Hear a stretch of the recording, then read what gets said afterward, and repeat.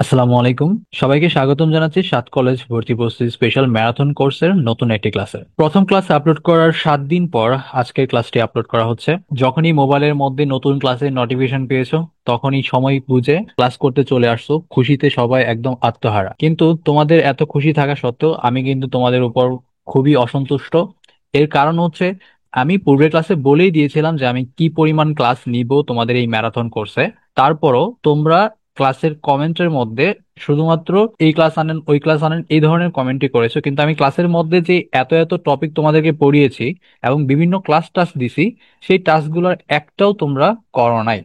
মানে আমি তো ঠিকই ক্লাস দিচ্ছে, আমি এখনো ক্লাস নিয়ে আসছি, বাকি যে টপিকগুলো আছে সেই টপিকগুলোর উপরও আমি তোমাদের জন্য ক্লাস নিয়ে আসব, কিন্তু তোমরা কি আমার কথা মতো কাজগুলো করছো? আমি যে 1 ঘন্টা 2 ঘন্টা টানা ক্লাস নিচ্ছি ম্যারাথনের জন্য, অযথা কষ্ট করছি, একদম টোটালি ফ্রিতে তোমাদেরকে ক্লাসগুলো করাচ্ছি, এরপরও তোমরা আমার কথা মতো কোনো কাজ করছো না। তোমরা যদি খেয়াল করে দেখো আমাদের ইউটিউব চ্যানেলে, দেখবে এখন পর্যন্ত 150+ ক্লাস আছে। এই 150টা ক্লাসের মধ্যে সব থেকে লেন্দি ক্লাস, সব থেকে বড় ক্লাস হচ্ছে এই সাত কলেজ স্পেশাল আমাদের প্রথম ম্যারাথন, যেটা 1 ঘন্টা 54 মিনিট, প্রায় 2 ঘন্টা। এরকম লেন্দি ক্লাস আমি এখন পর্যন্ত আপলোড করিনি।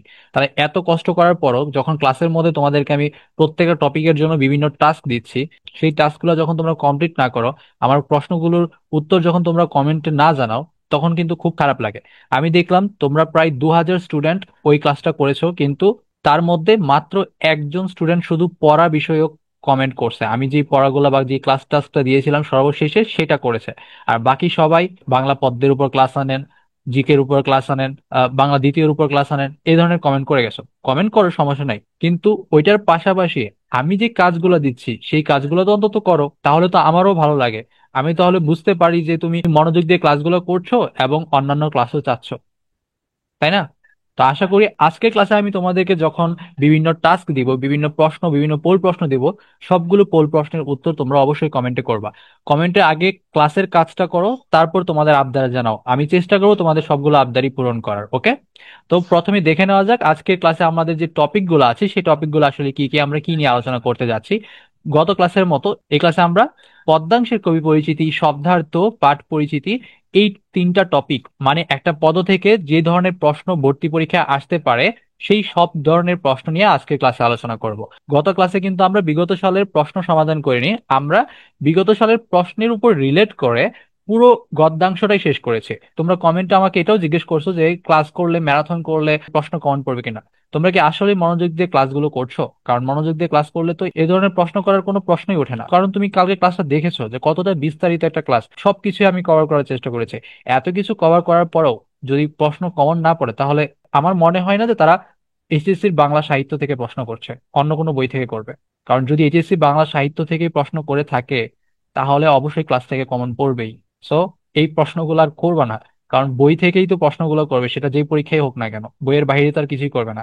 আর আমি সেই বইটাকেই যতটা সম্ভব ততটা কভার করার চেষ্টা করছি ম্যারাথন ক্লাসের মাধ্যমে। তবে গদ্যের থেকে পদ্য, এই টপিকটা একটু কঠিন, তাই না? কারণ এখানে তো গদ্যের মতো লাইন বাই লাইন সবকিছু বোঝা যায় না, মানে লাইন থেকে সরাসরি আসে না। পদ্য থেকে লাইন আসে, লাইনের ব্যাখ্যা আসে, লাইনের সামঞ্জস্যতা আসে, অনেক ধরনের ক্যাটাগরির প্রশ্ন পরীক্ষায় আসে। সেই সকল ক্যাটাগরির প্রশ্ন অ্যানালাইসিস করে বিগত সালের প্রশ্ন ব্যাংক বিশ্লেষণ করার পর আজকে এই ক্লাসটা তৈরি করেছি। আগেরটাও তৈরি করেছিলাম, কিন্তু আগেরটা আমরা কোনো বিগত সালের প্রশ্ন বিশ্লেষণ করিনি। কিন্তু আজকেরটা আমরা বিগত সালে সাত কলেজে যে সকল প্রশ্ন এসেছে সেগুলোর সমাধান করব। এখানে আমি 100টি বহু নির্বাচনী প্রশ্নের সমাধানের কথা বলেছিলাম, বাট আমি 100টি বহু নির্বাচনী প্রশ্ন অ্যাড করিনি। আমি 80টা এমসিকিউ সমাধান করব। 80টা কেন? কারণ এই যে আমি কবি পরিচিতি, শব্দার্থ, পাঠ পরিচিতিটা যে সমাধান করব, এটা কিন্তু সম্পূর্ণ পদ্যাংশের না। এর কারণ হচ্ছে পদ্যাংশটা গদ্যের থেকে কঠিন হয়ে থাকে, অনেক বিশ্লেষণ করতে হবে, ওই বিশ্লেষণ করে তোমাদেরকে বোঝাতে হবে। এক ক্লাসে যদি সব করিয়ে ফেলি তাহলে তোমাদের সমস্যা হবে, তাই প্রথমে করব তাহারি পরে মনে পদ্য থেকে, এরপর ফেব্রুয়ারি 1969, এরপর 18 বছর বয়স এবং আমি কিংবদন্তির কথা বলছি, সর্বশেষে সমাধান করব। এর মানে এই 4টা পদ্য থেকে 20টি করে সর্বমোট 80টি এমসিকিউ আমরা আজকের ক্লাসে সমাধান করব। যারা পূর্বে ক্লাস করেছে তারা তো অবশ্যই জানো এই 80টা এমসিকিউ মানে 80টা এমসিকিউ মোটেও না, অনেকগুলো এমসিকিউ আমরা সমাধান করবো, অনেক তথ্য নিয়ে আমরা আলোচনা করব। আগের ক্লাসের মতো এই ক্লাসেও আমরা এই 4টা পদের যাবতীয় কিছু কমপ্লিট করার চেষ্টা করব। ওকে? আর বাকি যে পদ্মগুলো আছে সেই পদ্মগুলা প্লাস সহপাঠ, এই পার্টটা আমরা পরবর্তী এপিসোড মানে সর্বশেষ এপিসোড বাংলা প্রথম পত্রে এপিসোড নাম্বার 3 ওইটাতে আলোচনা করব। আর তোমরা অবশ্যই জানো যে আমাদের ফ্রি কোর্সের পাশাপাশি একটা মডেল টেস্ট কোর্সও চলছে ঢাকা কেন্দ্রীয় বিশ্ববিদ্যালয় স্পেশাল। এই মডেল টেস্ট কোর্সে কি কি আছে এতক্ষণে হয়তো তোমরা দেখেই ফেলছো। তো কোর্সের ফি কিন্তু খুবই কম, মাত্র 99 টাকা। সর্বমোট 10টি পরীক্ষা দিতে পারবা সায়েন্সের শিক্ষার্থীরা, আর 8টি পরীক্ষা দিতে পারবা মানবিকের শিক্ষার্থীরা। তো মানবিকের জন্য কত টাকা? মাত্র 99 টাকা। এখন পর্যন্ত প্রায় 40-এর উপর স্টুডেন্ট ভর্তি হয়ে গেছে। তো তোমরা যারা এখনো ভর্তি হও নাই তারা ভর্তি হয়ে যাও, কারণ 8 তারিখ থেকে একদম 20 তারিখ পর্যন্ত কিন্তু মডেল টেস্ট গুলো চলবে, একদম ঢাকা সেন্ট্রাল ইউনিভার্সিটি স্ট্যান্ডার্ড প্রশ্নের মাধ্যমেই হবে। যারা এখনো ভর্তি হওনি তারা আমাদের হোয়াটসঅ্যাপ নাম্বারে মেসেজ করো, মেসেজ করার মাধ্যমে ভর্তি বিষয়ক সমস্ত বিস্তারিত জেনে কোর্সে এনরোল করে ফেলো। তো চলো শুরু করা যাক আমাদের আজকের ক্লাস। আজকের ক্লাসের প্রথম প্রশ্নটা হচ্ছে, শূন্যস্থান পূরণ করো। কহিল সে স্নিগ্ধ আঁখি তুলি, ড্যাশ দুয়ার গেছে খুলে। তুমি যদি কবিতাটা পড়ে থাকো তাহলে অবশ্যই বলতে পারো যে এখানে কোন দুয়ারের কথা বলা হয়েছে। আর এটা 7 কলেজে কিন্তু এসেছে। তো তুমি শুধু যে বুঝতে পারছো যে এখানে উত্তরটা কি হবে তাহলেই যে তোমার কাজ শেষ এমনটা না, প্রত্যেকটা প্রশ্ন অ্যানালাইসিস করতে হবে। তুমি এখানে জানো যে এইটা একটা চরণ থেকে এসেছে, চরণ থেকে আসা মানে কি হলো, এটা সরাসরি তোমার কবিতা থেকে যে কোনো চরণ যে কোনো উক্তি চলে আসতে পারে এবং সেখান থেকে যে কোনো একটা শব্দ উঠিয়ে দিয়ে বলতে পারে যে এখানে কি বসবে বা এখানে কি হবে। যেরকম এখানে কহিল সে স্নিগ্ধ আঁখি তুলি, কোন দুয়ার গেছে খুলি? দক্ষিণা দুয়ার গেছে খুলি। তাহলে এটা কি হবে? দক্ষিণা দুয়ার, অপশন নাম্বার খ। এরকম আরো অনেক গুরুত্বপূর্ণ চরণ আছে যেগুলো তোমাদের শিখতে হবে, তবে এই চরণে যে এই একটা প্রশ্নে আসবে এমনটা না। এখানে যেরকম দক্ষিণ শব্দটা উঠিয়ে দেওয়া হয়েছে, এটা না করে এখান থেকে তোমার স্নিগ্ধ আঁখি তুলি এই শব্দটাও উঠিয়ে দিতে পারতো, যে স্নিগ্ধ আঁখিটা না থাকতে পারতো, বলতো কহিল সে ড্যাশ তুলি, দক্ষিণ দুয়ার গেছে খুলি, শূন্যস্থানে কি হবে?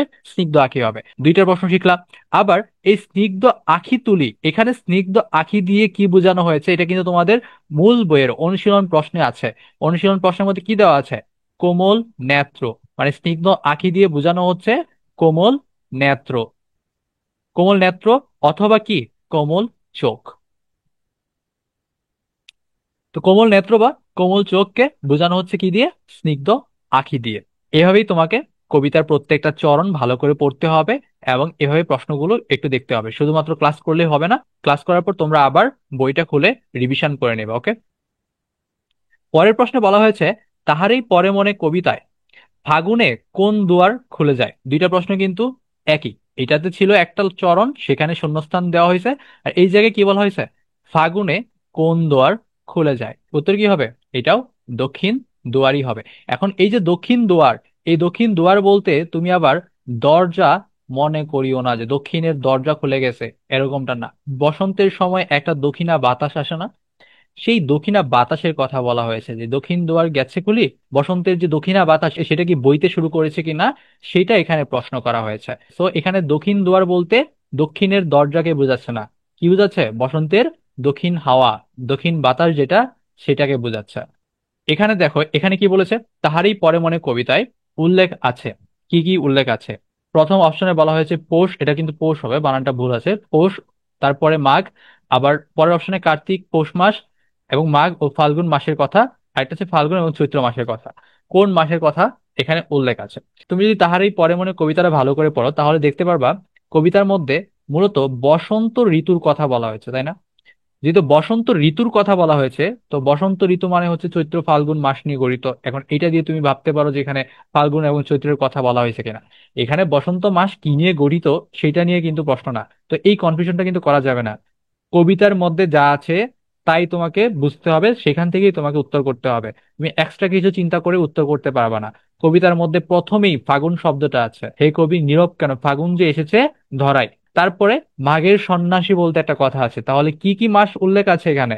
মাঘ মাসের কথা উল্লেখ আছে, আর ফাগুন মাসের কথা উল্লেখ আছে। তাহলে অপশন নাম্বার গ, এটা হচ্ছে সঠিক উত্তর। যেহেতু এখানে মাসের নাম পড়ছো, তোমার বইয়ের মধ্যে কি আরো পদ্য এবং গদ্য আছে না যেগুলোতে মাসের কথা উল্লেখ আছে? অবশ্যই। যেরকম চৈত্র মাসের কথা উল্লেখ আছে কোন কবিতায় বলো তো? কোনো কবিতাতেই না, এটা মূলত একটা গদ্যে উল্লেখ আছে। সে গদ্যের নাম কি? মাসি পিসি।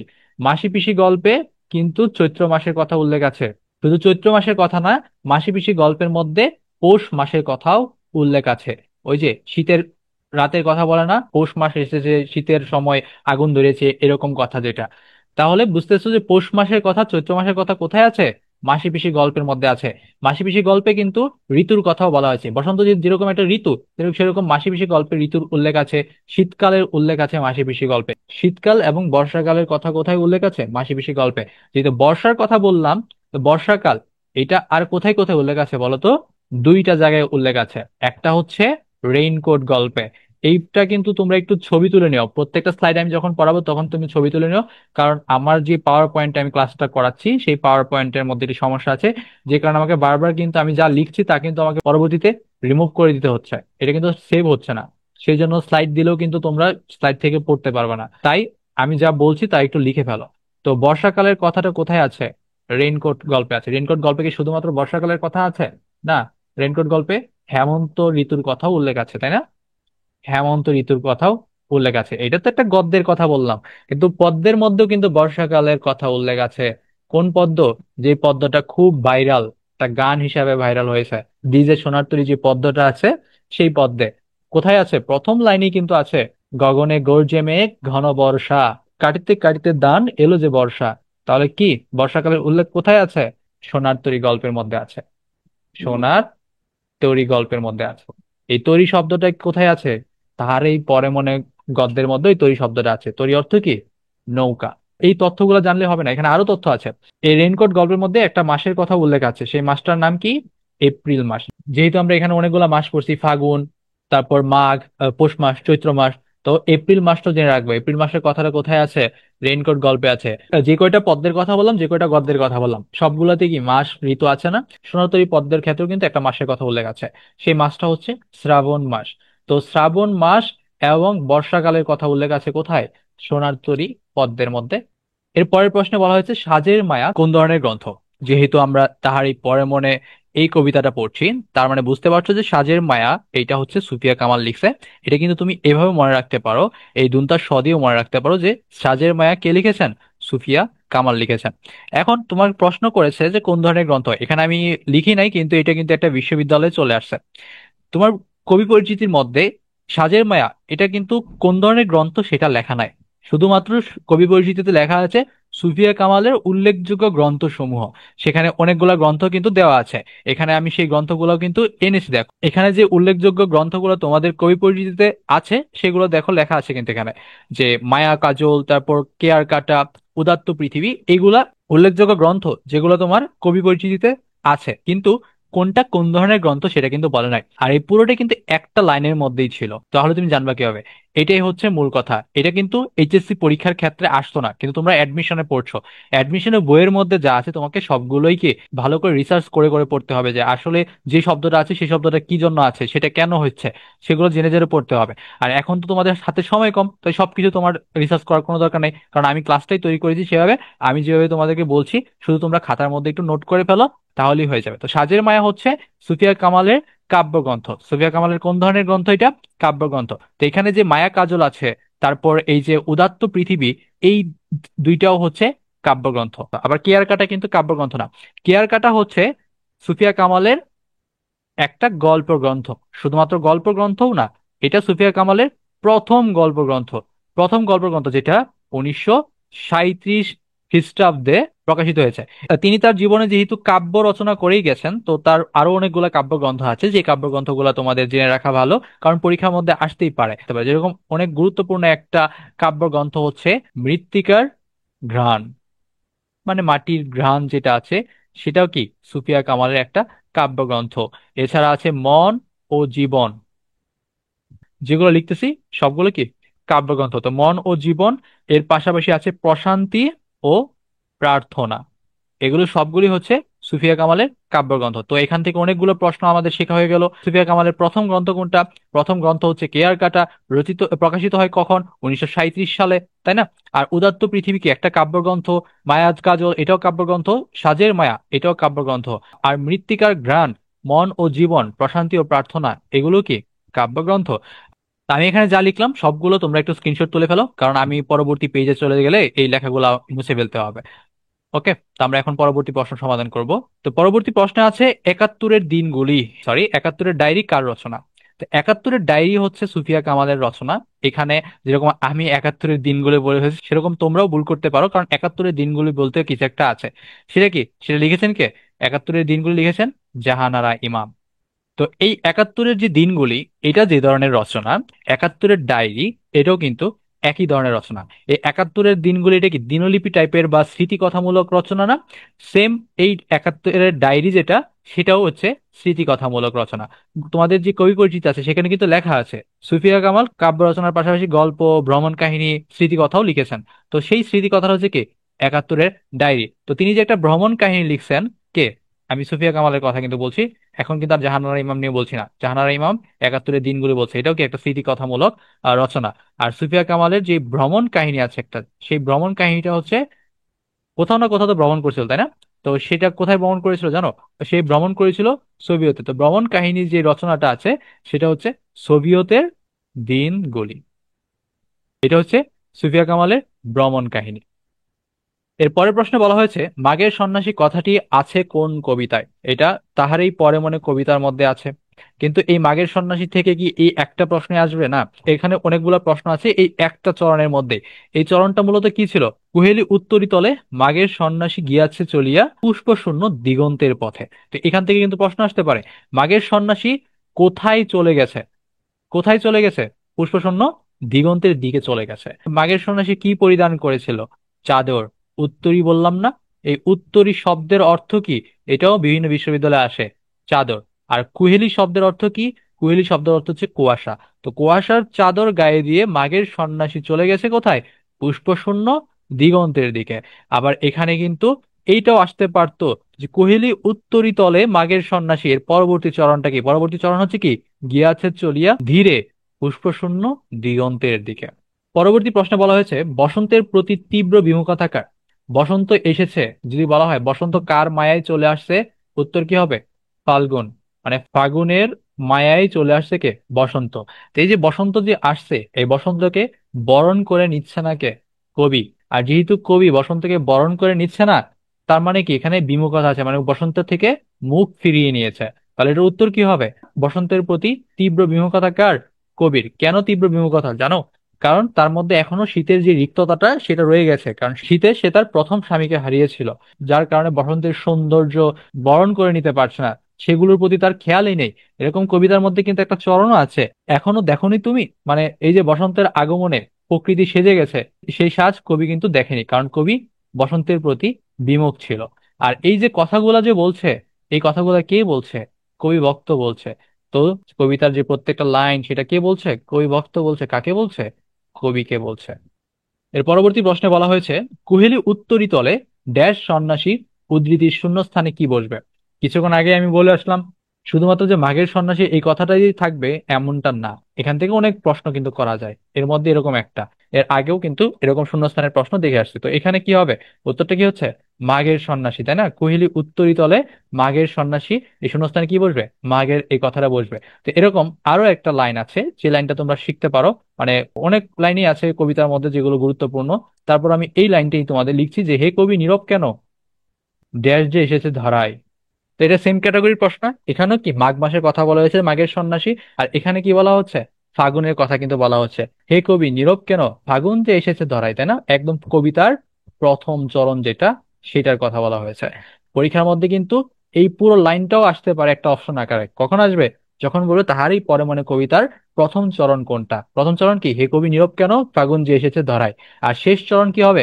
রিক্ত হস্তে তাহারই পরে মনে ভুলিতে পারি না কোনো মতে। তো কবিতার শেষ লাইন, প্রথম লাইন, এগুলো কিন্তু ভর্তি পরীক্ষায় আসতে পারে। এর পরের প্রশ্নে বলা হয়েছে ফুল কি ফোটেনি শাকের, পুষ্পার অতি লভেনি কি ড্যাশ। এই শূন্যস্থানে কি হবে? বসন্তের রাজ, ঋতুর সাজন, ঋতুর সাজ, কবির সমালোচকদের, বসবে কোনটা? এইটা কিন্তু সম্পূর্ণ একটা চরণের কথা বলা হয়েছে। তো এই চরণে এখানে যে শব্দটা আছে, সেই শব্দটা কিন্তু এই অপশনের মধ্যে নাই। চরণের মধ্যে সেই শব্দটা কি ছিল? শব্দটা ছিল ঋতুর রাজন। ঋতুর রাজনকে? বসন্ত। আর এখানে বলা হয়েছে বসন্তের রাজ। তো বসন্তের রাজ বলতে তো কিছুই নেই। ঋতুর রাজ হলে একটা কথা ছিল যে ঋতুর রাজ হচ্ছে কি বসন্ত, তাই না? তো যদি এখানে ঋতুর রাজ হতো তাহলে আমরা বুঝতাম যে ঋতুর রাজ হচ্ছে বসন্ত, তো বসন্তের কথাই কিন্তু এখানে বলা হয়েছে, কারণ ঋতুর রাজন এখানে হবে। তখন আমরা এটাকে সঠিক উত্তর করতে পারতাম। এখন এই প্রশ্নের মধ্যে কোনোটাই সঠিক উত্তর না। সঠিক উত্তর কোনটা হবে এখানে? কোনোটাই না, এটার উত্তর কি হবে? ব্ল্যাঙ্ক হবে। কারণ এখানে কি বলবে?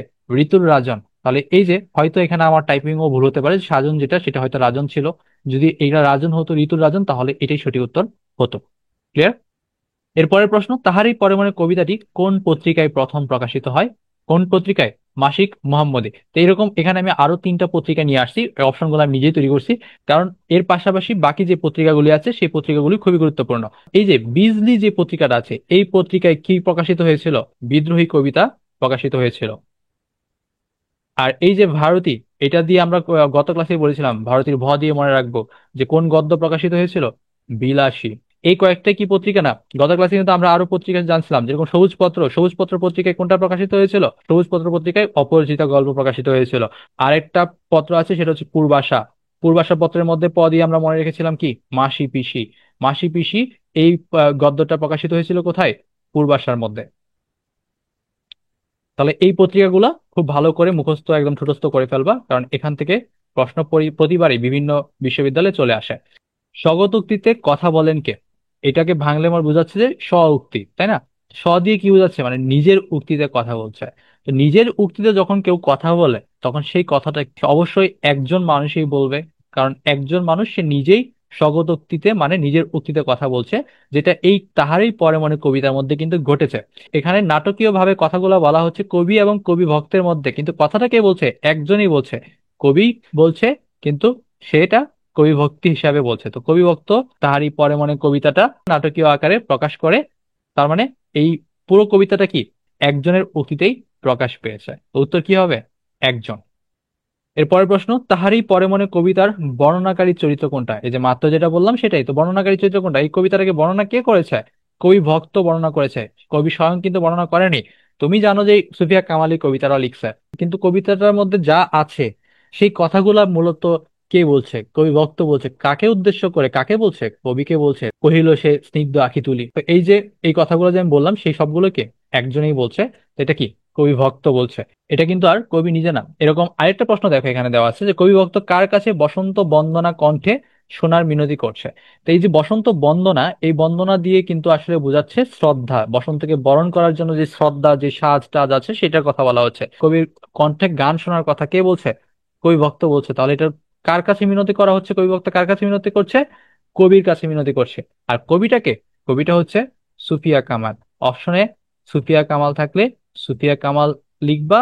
আর যদি সুফিয়া কামাল না লেখা থাকে, যদি লেখা থাকে কবি, তাহলে উত্তর কি হবে? কবি হবে। তাহলে দুইটা প্রশ্নই, তাহারে মানে কবিতার বর্ণনাকারী চরিত্র কোনটা? কবি ভক্ত। আর কবি ভক্ত কার কাছে বসন্তের বন্দনা কণ্ঠে শোনার মিনতি করছেন? সুফিয়া কামালের, অর্থাৎ কবির কণ্ঠে। বসন্ত কাকে স্মরণ করে পৃথিবীতে এসেছে? এটা আমি কিছুক্ষণ আগে কিন্তু বলে আসছিলাম। বসন্ত কাকে স্মরণ করে পৃথিবীতে এসেছে? কাকে? ফাল্গুনকে স্মরণ করে পৃথিবীতে এসেছে। কহিল সে সুদূরে চাহিয়া, পরের চরণটি কি হবে? দেখো বলতেছে কি? সুদূরে চাহিয়া মানে অনেক দূরে তাকায়া সে একটা কথা বলছে।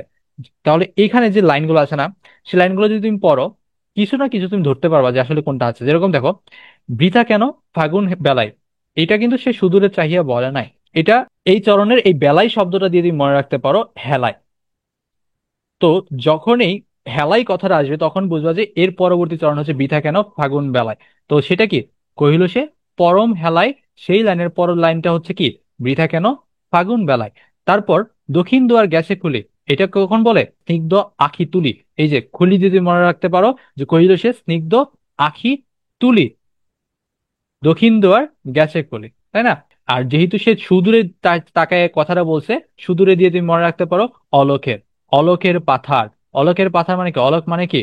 দৃষ্টির অগোচরে। সুদূরে যখন তুমি অনেক দূরে তাকাবা, তখন সেটাকে তোমার দৃষ্টির অগোচরে হয়ে যাচ্ছে না? তো দৃষ্টির অগোচরে, এই পাথার শব্দের অর্থ হচ্ছে সমুদ্র। তো দৃষ্টির অগোচরে যে সমুদ্র আছে, সেই সমুদ্রের দিকে তাকাইয়া সে বলল। তার মানে এই প্রশ্নের সঠিক উত্তর হচ্ছে ক নাম্বার, অলোকের পাথার বাহিয়া। আর এই যে লাস্টে যে গ নাম্বার যে অপশনটা বাকি আছে, নাই হলো না হোক এবারে, এইটা যেই চরণের পরে, এর পূর্বের চরণটা কি হতে পারে? এর পূর্বের চরণটা হচ্ছে কহিল সে মৃদু মধু স্বরে। তো যখন বলবে মৃদু মধু স্বরে, তখন হবে এই চরণটা যে নাই হলো না হোক এবারে। দেখো এখানে মৃদু মধু, মৃদু মধু দুইবার আসতেছে না? তো এখানে দেখো না শব্দটা দুইবার আসতেছে, নাই হলো, না হোক। এভাবে কিন্তু তুমি এই চারটা চরণ মনে রাখতে পারো, এই চারটা চরণ কিন্তু খুবই গুরুত্বপূর্ণ। এই চারটা চরণে কিন্তু তোমার পরীক্ষার মধ্যে আসতে পারে। ওকে, এর পরবর্তী প্রশ্ন দেখা যাক। এর পরের প্রশ্নে বলা হয়েছে, শুনি নাই রাখিনি সন্ধান, কবি কিসের সন্ধান রাখিনি? পুরো কবিতাটা কাকে নিয়ে? বসন্তের আগমনকে নিয়েই তো, যে বসন্ত আসছে, কবি বিমুখতার কারণে বসন্তের আগমনকে বরণ করতে পারে নাই। তাহলে এই যে বসন্ত যে আসছে, বসন্তের আসার পরে যে এই পুরো ঋতুটা সেজে গেছে, সেটার প্রতি কবির কি বিমুখতা আছে, কবির উদাসীনতা আছে, উন্মনতা আছে, এই যে কারণে কবি সেটা কি সন্ধান রাখতে পারে নাই। তাহলে এটা উত্তর কি হবে? বসন্তের সন্ধান রাখতে পারেনি কে? কবি। যেহেতু এখানে বসন্তের আরেকটা কথা আমি বলে রাখি, যে মাঘের সন্ন্যাসী যে কথাটা বলা হয়েছিল না, মাঘের সন্ন্যাসী কে? তাহলে মাঘের সন্ন্যাসী হচ্ছে কি? শীত ঋতু। কারণ কি? মাঘের সন্ন্যাসী কিভাবে চলে গেছিল? কুয়াশার চাদর গায়ে দিয়ে। আর কুয়াশা কখন পড়ে? শীতকালে পড়ে। তো শীত ঋতুটাই হচ্ছে মূলত মাঘের সন্ন্যাসী। আমরা কিন্তু এই শীত ঋতুটা দুই জায়গায় পড়ছি, কোথায় কোথায় পড়লাম? তাহার এই পরে মনে কবিতাতে পড়লাম, আবার মাসি পিসিতেও পড়লাম। মাসি পিসির মধ্যে শীত ঋতুর মধ্যে কোন মাসটা পড়েছিলাম আমরা? পৌষ মাসটা পড়েছে। আর এখানে মাঘ মাসটা পড়ছি। তো পৌষ আর মাঘ নিয়ে কিন্তু শীত ঋতু গঠিত। আর বসন্ত কি নিয়ে? চৈত্র আর ফাল্গুন নিয়ে গঠিত। তাহলে তাহার এই পরে মানে পদ্মের মধ্যে শীত ঋতুর মাঘ মাস আর বসন্ত ঋতুর ফাগুন মাসের কথা উল্লেখ ছিল, তাই না? ওকে। পুষ্পারতি শব্দের অর্থ কি? আমরা পুষ্পের রথ মানে বলি না, রথযাত্রা বলে, রথযাত্রার মধ্যে কি হয়? সাজানো গোছানো অনেক কিছু নিয়ে যাওয়া হয় না? সেটাই। তো এখানে পুষ্পারতি বলতে কিন্তু ফুলের বন্দনাকে বলা হচ্ছে। শহীদ মিনারে যখন আমরা শহীদ দিবসের দিন যাই, তখন আমরা ফুলের তোড়া দেই। এই সেই ফুলের তোড়াটাই কিন্তু এটা, যে পুষ্পারতি, মানে ফুলের সাজানো গোছানো একটা বন্দনা বা নিবেদন। এর পরবর্তী প্রশ্নটা দেখো। এখানে বলা হয়েছে, তাহারই পরে মনে কবিতায় কোন ফুলের কুড়ির গন্ধের কথা বলা হয়েছে? বাতাবি, নেবু, মালতী, জুই, মাধবী। কোন ফুলের কুড়ির কথা বলা হয়েছে? এটা একদম সেকেন্ড পেজের মধ্যে কিন্তু আছে। তাহারই পরে মনে কবিতায় মাধবী ফুলের কুড়ির কথা বলা হয়েছে। মাধবী ফুলের কুড়ির কথা বলা হয়েছে। এই মাধবী ফুলের আরেকটা অর্থ কিন্তু আছে, বাসন্তী লতা। এদের ফুলের কুড়ির কথাই কিন্তু বলা হয়েছে। তাহলে এখানে যে এই বাতাবি নেবুর কুড়ির কথা না বললেও বাতাবি নেবুর কিসের কথা বলা হয়েছে? ফুলের কথা বলা হয়েছে। আর কি কি বলা হয়েছে? আমের মুকুলের কথা বলা হয়েছে। তো এগুলো তোমরা একটু মনে রাখবে। এর পরের প্রশ্ন, সুফিয়া কামালের পৈতৃক নিবাস কোথায়? পৈতৃক নিবাস এটা কিন্তু প্রত্যেকটা কবির ক্ষেত্রে খুবই গুরুত্বপূর্ণ। যে সকল কবি পরিচিতিতে পৈতৃক নিবাস আছে, সেই সকল কবি পরিচিতির সেই সকল কবির পৈতৃক নিবাস তোমাদেরকে শিখতে হবে। সুফিয়া কামালের পৈতৃক নিবাস কোথায়? কামালের ক দিয়ে মনে রাখবে। সুফিয়া কামালের পৈতৃক নিবাস হচ্ছে কুমিল্লায়, কিন্তু তিনি জন্মগ্রহণ করেছেন কোথায়? বরিশালে। তিনি জন্মগ্রহণ করেছেন বরিশালে। আর ঢাকায় তিনি মৃত্যুবরণ করেছেন। তিনটা জায়গা কিন্তু এখানে আছে। সুফিয়া কামালের মৃত্যু হচ্ছে ঢাকায়, জন্মগ্রহণ কোথায়?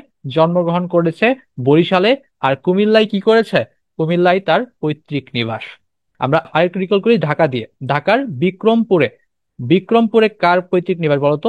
মানিক বন্দ্যোপাধ্যায়ের পৈতৃক নিবাস, তাই না? তো ঢাকা দিয়ে আমরা কিন্তু এটা জেনে গেলাম যে মানিক বন্দ্যোপাধ্যায়ের পৈতৃক নিবাস কোথায়? বিক্রমপুর। আর সুফিয়া কামাল মৃত্যুবরণ করেছে কোথায়? ঢাকায়। ওনার মৃত্যু সাল এবং জন্মসাল এটা কিন্তু খুবই ইজি, দুইটা সাল, এই সালটা একটু মনে রাখার চেষ্টা করবা। তিনি 1999 সালে মৃত্যুবরণ করেন। আর 1911 সালে জন্মগ্রহণ করেন। এই দিয়ে দেখো একের জন্য কিন্তু এখানে 2000টা হয় নাই। তো এটা দিয়ে তুমি মনে রাখতে পারো যে 1999 সালে মৃত্যুবরণ করেছে কে? সুফিয়া কামাল। মৃত্যু হচ্ছে 1999 সালে, আর জন্ম হচ্ছে 1911। দুইটার তারিখই সেম, 20 তারিখ। একটা হচ্ছে 20 জুন। 20শে জুন হচ্ছে জন্ম, জুনের দিয়ে মনে রাখবে। 20শে জুন হচ্ছে কি? জন্ম। আর মৃত্যুর যেই তারিখটা সেটা হচ্ছে 20 নভেম্বর। 20 নভেম্বর তিনি মৃত্যুবরণ করেন। এখানে বলা হয়েছে সুফিয়া কামাল ভূষিত হননি। তার মানে সুফিয়া কামাল এখন পর্যন্ত যতগুলা পুরস্কার পেয়েছেন, সেই সকল পুরস্কারের কথা এখানে বলা হয়েছে। যে সকল পুরস্কারে তিনি ভূষিত হন নাই, মানে তার মানে সে সেই পুরস্কারগুলা পান নাই। তো সুফিয়া কামাল কোনটাতে ভূষিত হন নাই? জুলিও কুরি পদকে। জুলিও কুরি পদকে আসলে কে ভূষিত হয়েছিল? বঙ্গবন্ধু শেখ মুজিবুর রহমান। তাহলে এখানে জননী সম্ভাষণে ভূষিত হয়েছিল কে? সুফিয়া কামাল। তারপর 21শে পদকে ভূষিত হয়েছিল সুফিয়া কামাল। তারপর নাসির উদ্দিন স্বর্ণ পদকেও ভূষিত হয়েছে কে? সুফিয়া কামাল। এর পাশাপাশি আরো একটা আছে, তিনি কিন্তু বাংলা একাডেমি পুরস্কারও পেয়েছেন। গঠনরীতির দিক থেকে এটি কি ধরনের রচনা? তার মানে কবি যে পুরো কবিতাটা লিখছে, পদ্যটা যে লিখছে, এই পদ্যটা আসলে কি ধরনের রচনা? পদ্যটা যে তুমি পড়তেছো, কেমন লাগছে? একদম নাটক টাইপের না? আমি বলে আসছি না নাটকীয়। কিন্তু এখানে এই যে গঠন রীতির কথাটা বলা হয়েছে, এইটার উত্তরটা হচ্ছে কি? সংলাপ নির্ভর। এখন তুমি বলতে পারো যে সংলাপ নির্ভর কেন বললে? সংলাপ নির্ভর, এটা তো তোমার পাঠ পরিচিতির মধ্যে সরাসরি উল্লেখই আছে যে গঠন রীতির দিক থেকে তাহারই পরে মনে, এটা হচ্ছে একটা সংলাপ নির্ভর কবিতা। আর সংলাপ এটা কোথায় ব্যবহার করা হয়? নাটকে ব্যবহার করা হয়। এই সংলাপ নির্ভর যে কবিতা, এই কবিতার আগের যে লাইনটা মানে পাঠ পরিচিতিতে, সেই লাইনের মধ্যে কিন্তু লেখা আছে যে এই কবিতার আরো একটা বৈশিষ্ট্য আছে, সেটা কি নাটকীয় টাইপের। আর নাটকের মধ্যে সংলাপ তো ব্যবহার করাই হয়, তাহলে এই যে সংলাপ নির্ভর যেটা না আছে, এটা না থেকে যদি এখানে নাটকেও থাকতো, তাহলেও তুমি সেটা উত্তর কি করতা? নাটকীয়ই করতা, কারণ গঠন রীতির দিক থেকে এটা কি নাটকীয় টাইপেরও কবিতা, সংলাপ নির্ভরও কবিতা। তো আবার পরীক্ষার মধ্যে ব্ল্যাঙ্ক ছেড়ে আইসো না, যদি নাটকীয় থাকে নাটকীয় দিবা, সংলাপ নির্ভর থাকলে সংলাপ নির্ভরই দিবা। এই 20টা প্রশ্নের মাধ্যমে আশা করি তাহারই পরে মনে কবিতার যত গুরুত্বপূর্ণ প্রশ্ন আছে সবগুলো আমরা শেষ করেছি। এরপরে যদি কিছু বাকি থাকে, তুমি যখন আবার রিভিশন করবে ক্লাস করার পরে, তখন তোমার চোখেই পড়ে যাবে, তো তুমি এমনিতেই উত্তর করতে পারবে। এখন তোমার কাজ হচ্ছে এখানে যে দুইটা পোল কোশ্চেন আছে, এই দুইটা পোল প্রশ্নের উত্তর কমেন্ট করে জানানো। আমি কিন্তু ক্লাসের শুরুতেই বলে আসছি, গত ক্লাসে কিন্তু তোমরা কেউ পড়া নিয়ে কোনো কমেন্ট করো নাই, এমনিতে কমেন্ট করছো। টোটাল যেহেতু আমরা 4টা পদ্যের প্রশ্ন সমাধান করতেছি, তার মানে তোমাকে দুইটা দুইটা করে 8টা পোল প্রশ্নের উত্তর কমেন্টে করতে হবে। সো এখন এই দুইটা প্রশ্নের উত্তর তুমি কমেন্টে লিখো বা খাতায় লিখে ফেলো। এরপরে আবার দুইটা পোল প্রশ্ন আসবে, সেগুলোর উত্তর লিখবা। এভাবে 8টা পোলের উত্তর লিখে একসাথে কমেন্ট করে দেবা, ওকে? এখন আমরা পরবর্তী পদ্মের যে প্রশ্নগুলো আছে সেগুলো সমাধান করব। প্রথম প্রশ্নে বলা হয়েছে, ঢাকার পগত স্কুল থেকে প্রবেশিকা পাশ করেন কে? সুফিয়া কামাল, শামসুর রহমান, মোখলেসুর রহমান, আবুল ফজল। আগেরটা আমরা তাহারই পরে মনে পড়ছি, কিন্তু আমরা টোটাল কবিতা কয়টা পড়তেছি? 4টা কবিতার প্রশ্ন সমাধান করতেছি। পরীক্ষার ক্ষেত্রে তো এরকমই থাকবে।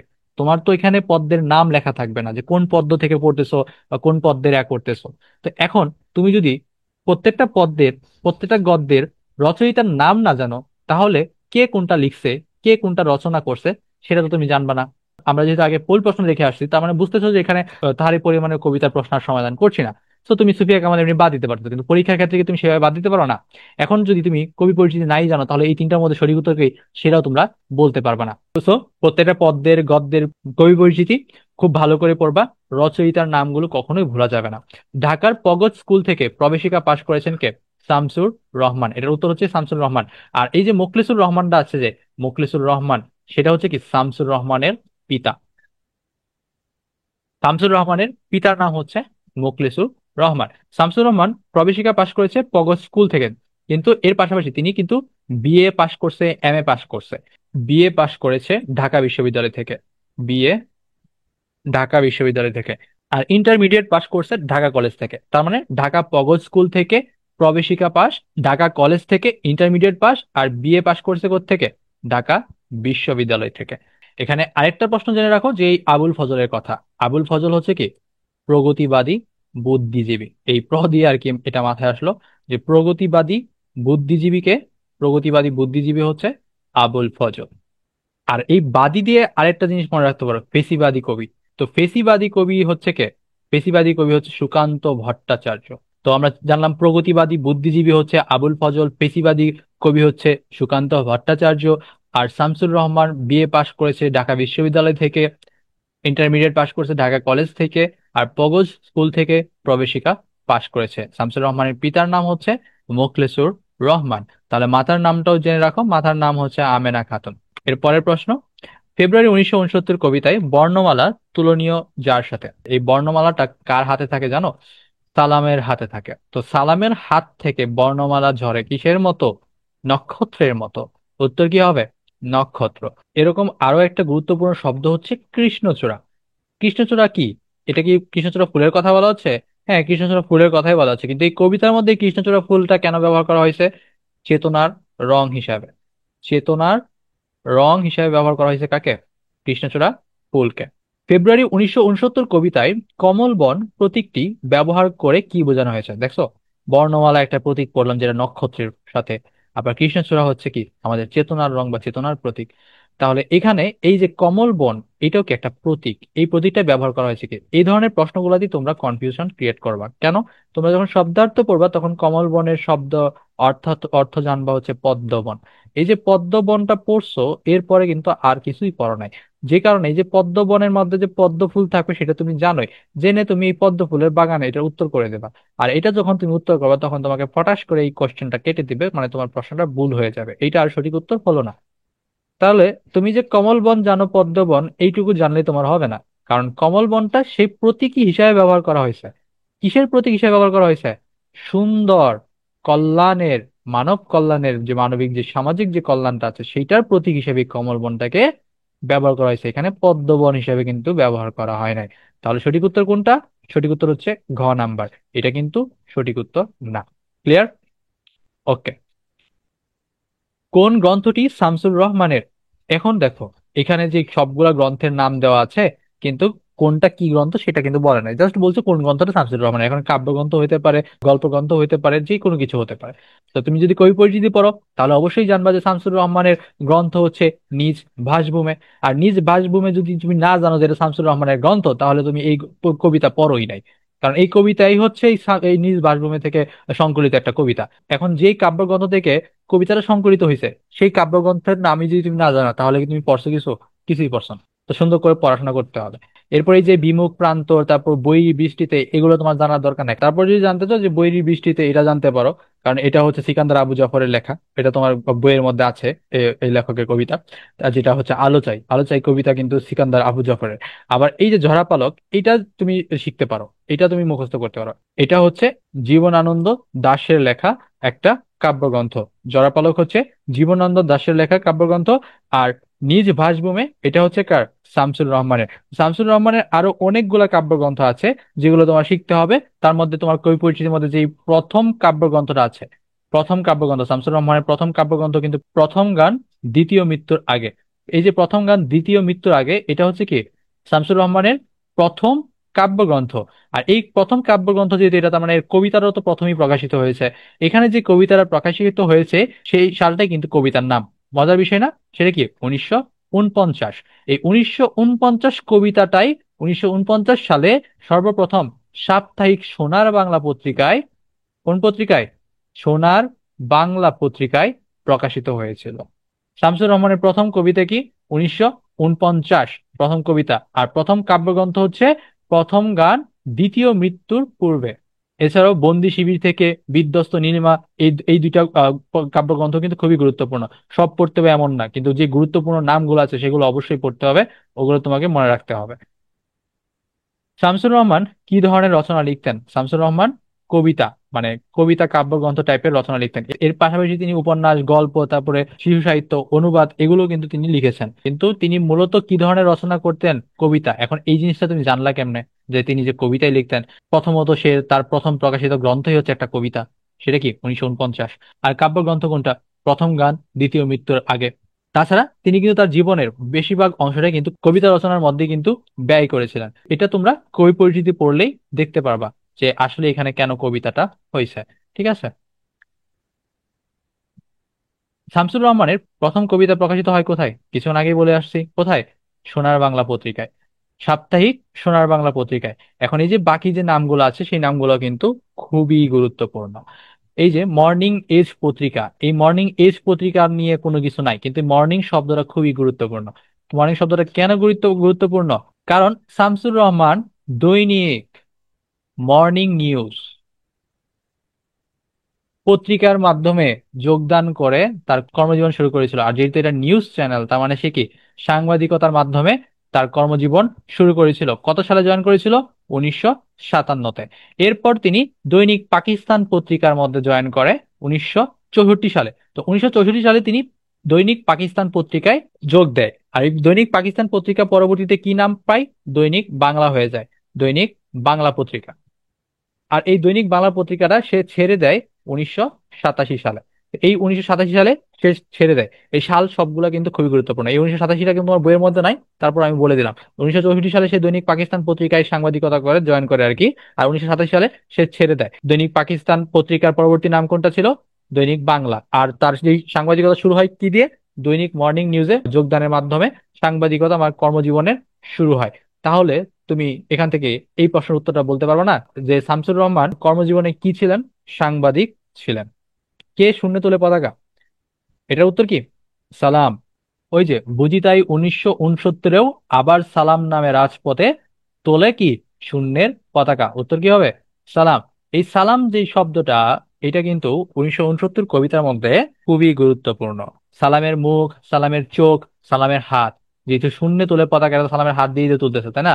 তো এই তিনটা জিনিস কিন্তু খুব গুরুত্বপূর্ণ। তো প্রথমে জানো যে সালামের চোখ। সালামের চোখ কি? সালামের চোখ হচ্ছে আলোচিত বিষয়। সালামের চোখ আজ আলোচিত বিষয়। আর সালামের মুখ কি? সালামের মুখ হচ্ছে বাংলা, মানে শ্যামল পূর্ব বাংলা। সালামের মুখ আজ তরুণ শ্যামল পূর্ব বাংলা। তো এখানে আরেকটা কনফিউশন কোশ্চেন আছে, যেটা নিয়ে তোমরা কনফিউজড হবাই হবা, যে 1969-এর গণ অভ্যুত্থানে নিচে কোন ব্যক্তি শহীদ হননি। এখানে তোমরা দেখবা যে সালাম আছে, তারপরে এই যে অনেকগুলো নাম আছে, এখানে হয় বরকত থাকতে পারতো। তো তুমি কি করবা, যে শহীদ হননি বলছে যে, তখন এই তিনটার মধ্যে যে কোনো একটা উত্তর করতেই পারো।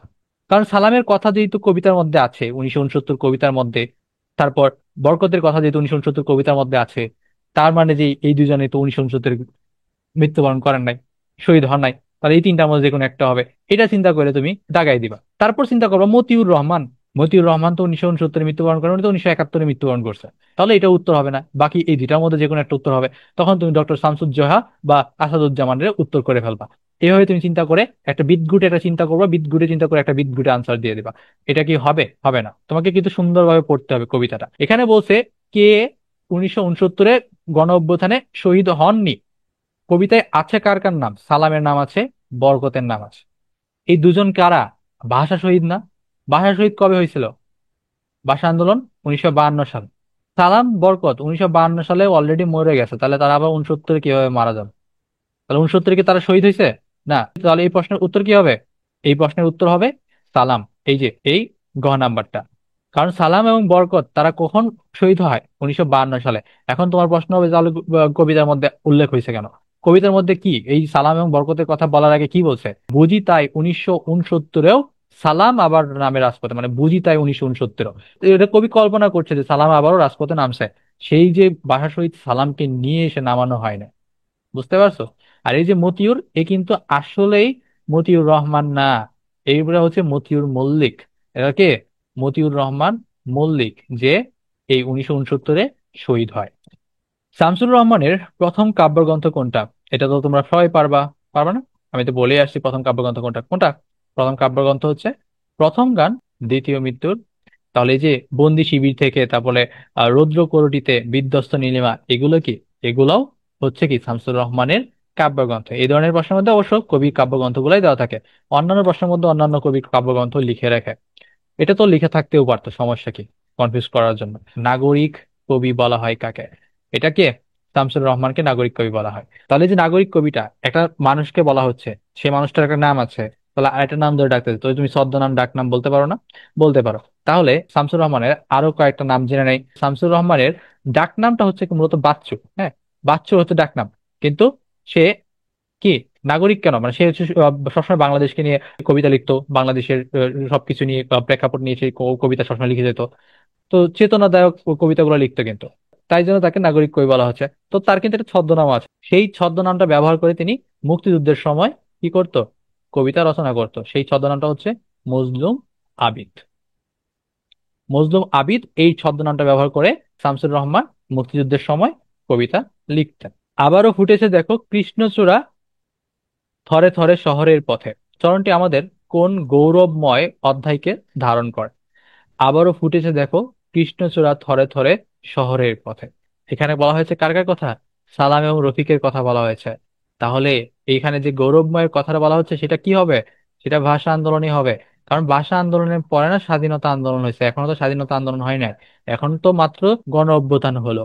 আর এই গণ অভ্যুত্থানটা কি ভাষা আন্দোলনের প্রেক্ষিতেই হয়েছে, মানে ভাষা আন্দোলনকে পুঁজি করে ওইটা ওইটা থেকে তার সাহস পেয়েই তো করছে। তো এখানে আমাদের গৌরবময় কোন গৌরবময় অধ্যায়কে ধারণ করা হয়েছে?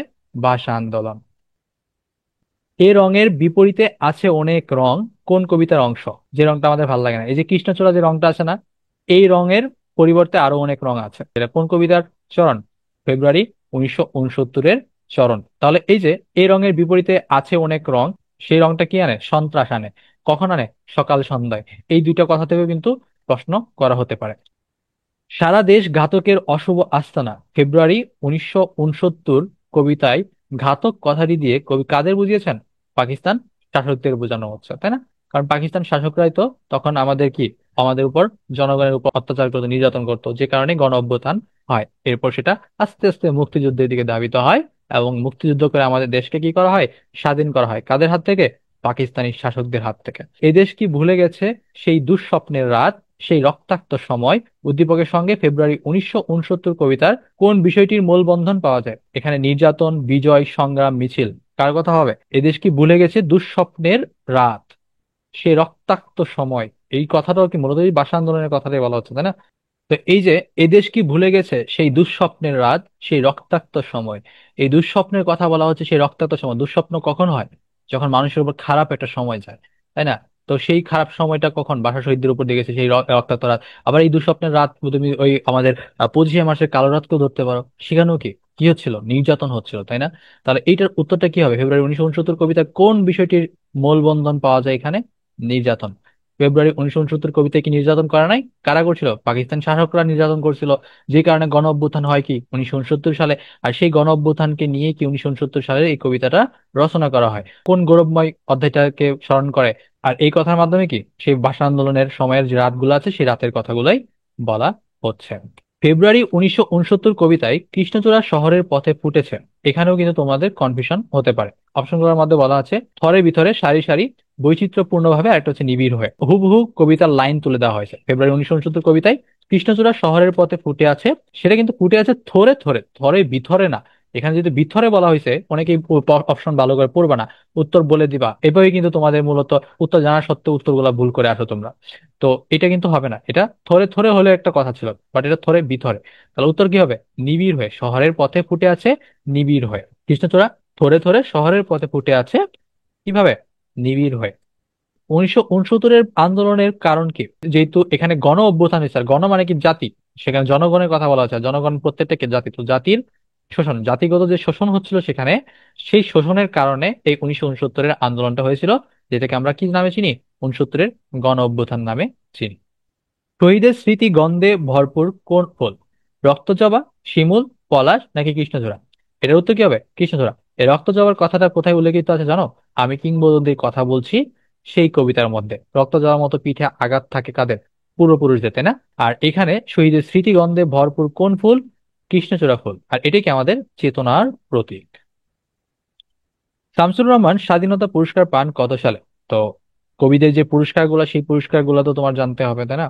তো তিনি স্বাধীনতা পুরস্কার পান কত সালে? 1991 সালে। আর এই যে 1977, এই সালটাও খুবই গুরুত্বপূর্ণ, কারণ এই সালে শামসুর রহমান 21 পদক পায়। কি পায়?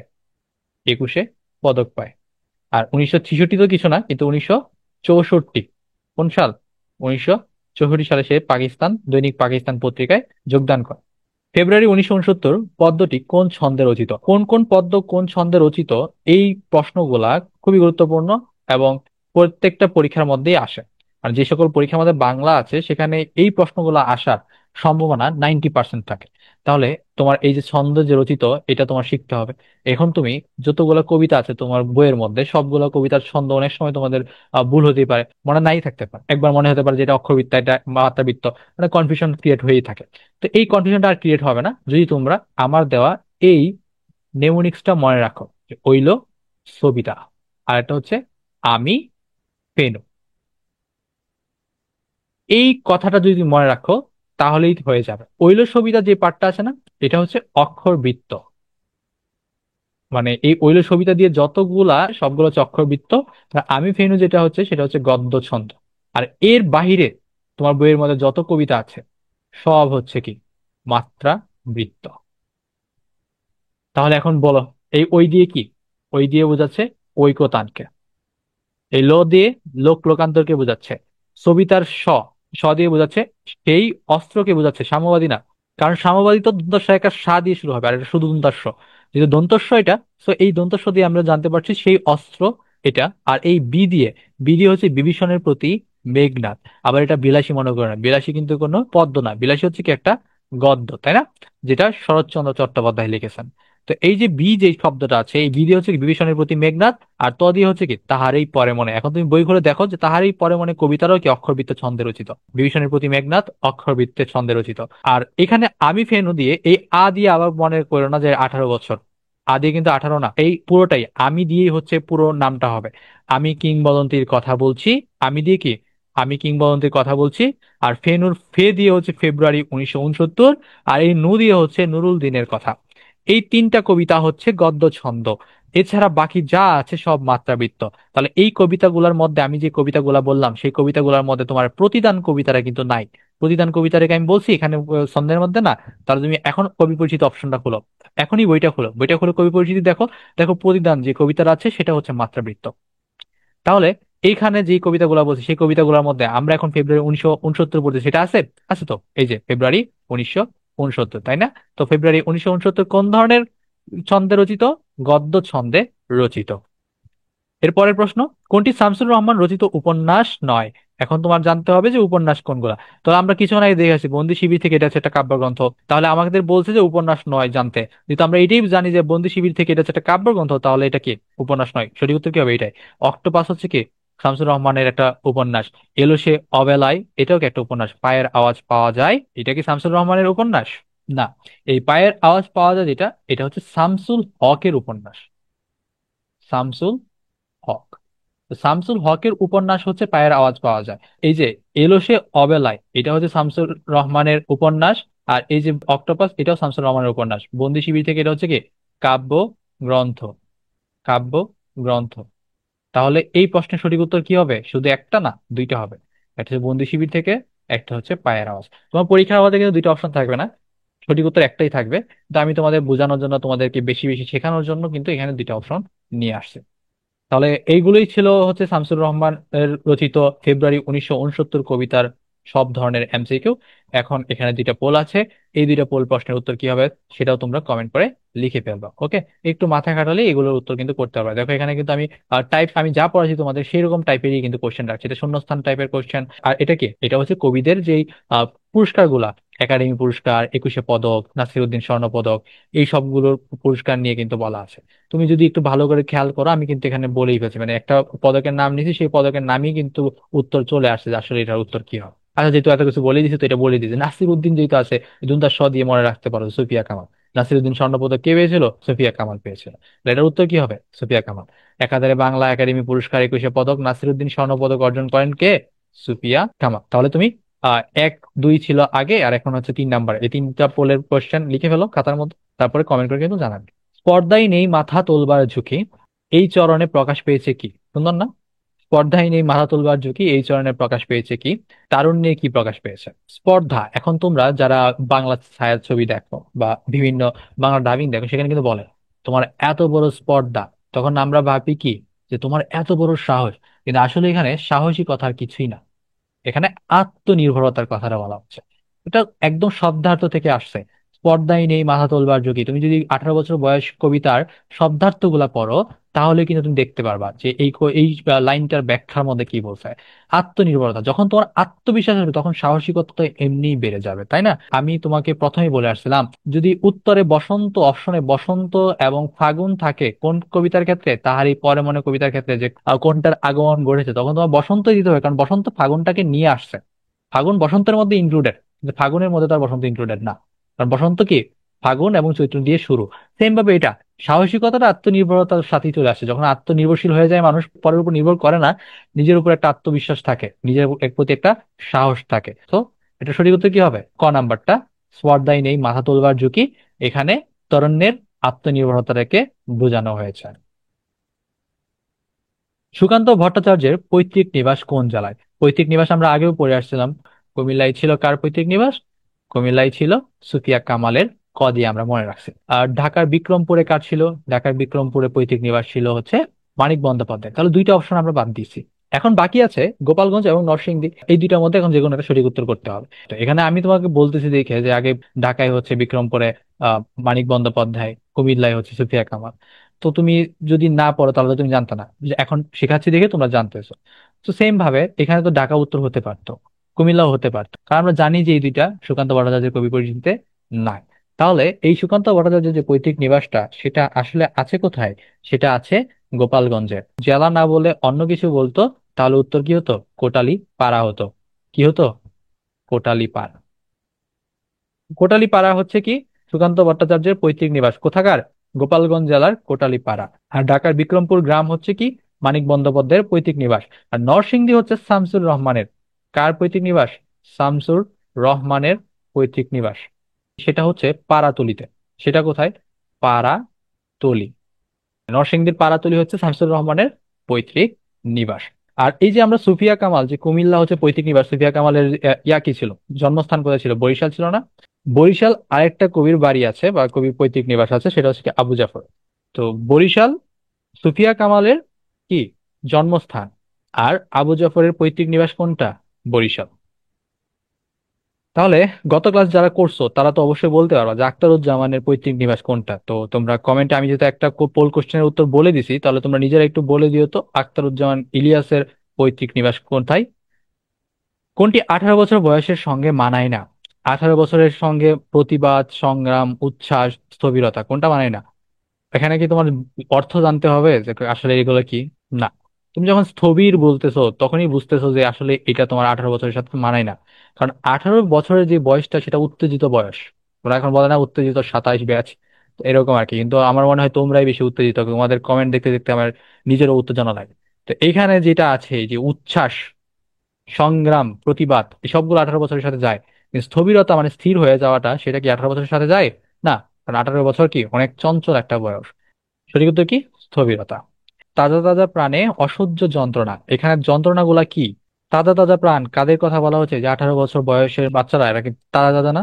মানে তোমাদের জুনিয়র যারা আছে, তোমাদের ম্যাক্সিমামের বয়সী এখন 18 বছর। তো এই যে তোমরা যারা আছো, তোমাদের যে তাজা তাজা প্রাণটা, সেটা যে অসহ্য যন্ত্রণাটা পায়, সেই যন্ত্রণাটা কিসের জন্য পায়? যখন তুমি অন্যায় দেখো তখন তোমার মনের মধ্যে যন্ত্রণা লাগে। যখন তুমি অত্যাচার দেখো তখন কি তোমার মনে যন্ত্রণা লাগে না? তুমি দেখো না ফেসবুকের মধ্যে যখন একজন আরেকজনের কোপায় মারতেছে, তখন খারাপ লাগে না? এটা অত্যাচার না ওইটা? যখন সামাজিক বৈষম্য আসে তখনও তুমি যন্ত্রণা পাও, তোমার মনের মধ্যে যন্ত্রণা হয় যে এগুলা কেন হচ্ছে। তাহলে উত্তর কি হবে? সবগুলা। 18 বছর বয়স কবিতায় 18 শব্দটি কয়বার ব্যবহৃত হয়েছে? এইখানে যদি আমি বলতাম 18 শব্দ না বলে 18 বছর বয়স, এইটা কতবার ব্যবহৃত হয়েছে, তখন কি উত্তর সেম হইতো? না। 18 এক জিনিস, 18 বছর বয়স এক জিনিস, দুইটা কিন্তু আলাদা। আর 18 বছর বয়স কিন্তু 18-র মতো এতবার ব্যবহৃত হয় না যত 18 হয়েছে। 18 ব্যবহৃত হয়েছে 9 বার। এখন এই যে 18 শব্দটা যে 9 বার ব্যবহৃত হয়েছে না, এরকম আরো একটা জিনিস আছে যেটা 9 বার ব্যবহৃত হয়েছে। সেটা কি? যে কবিতা শুনতে জানে না। যে কবিতা শুনতে জানে না। এখন এই যে যে কবিতা শুনতে জানে না, এই কথাটা তুমি কোথায় পাইছো? আমি কিংবদন্তির কথা বলছি, এই কবিতার মধ্যে পাইছি। আমরা তো কবিতা সমাধান করব, তারপরে এখানেই বলে দিলাম আর কি। দুইটা জিনিস 9 বার বলা হয়েছে। 18 বছর বয়স কবিতায় 18 শব্দটা 9 বার বলা হয়েছে।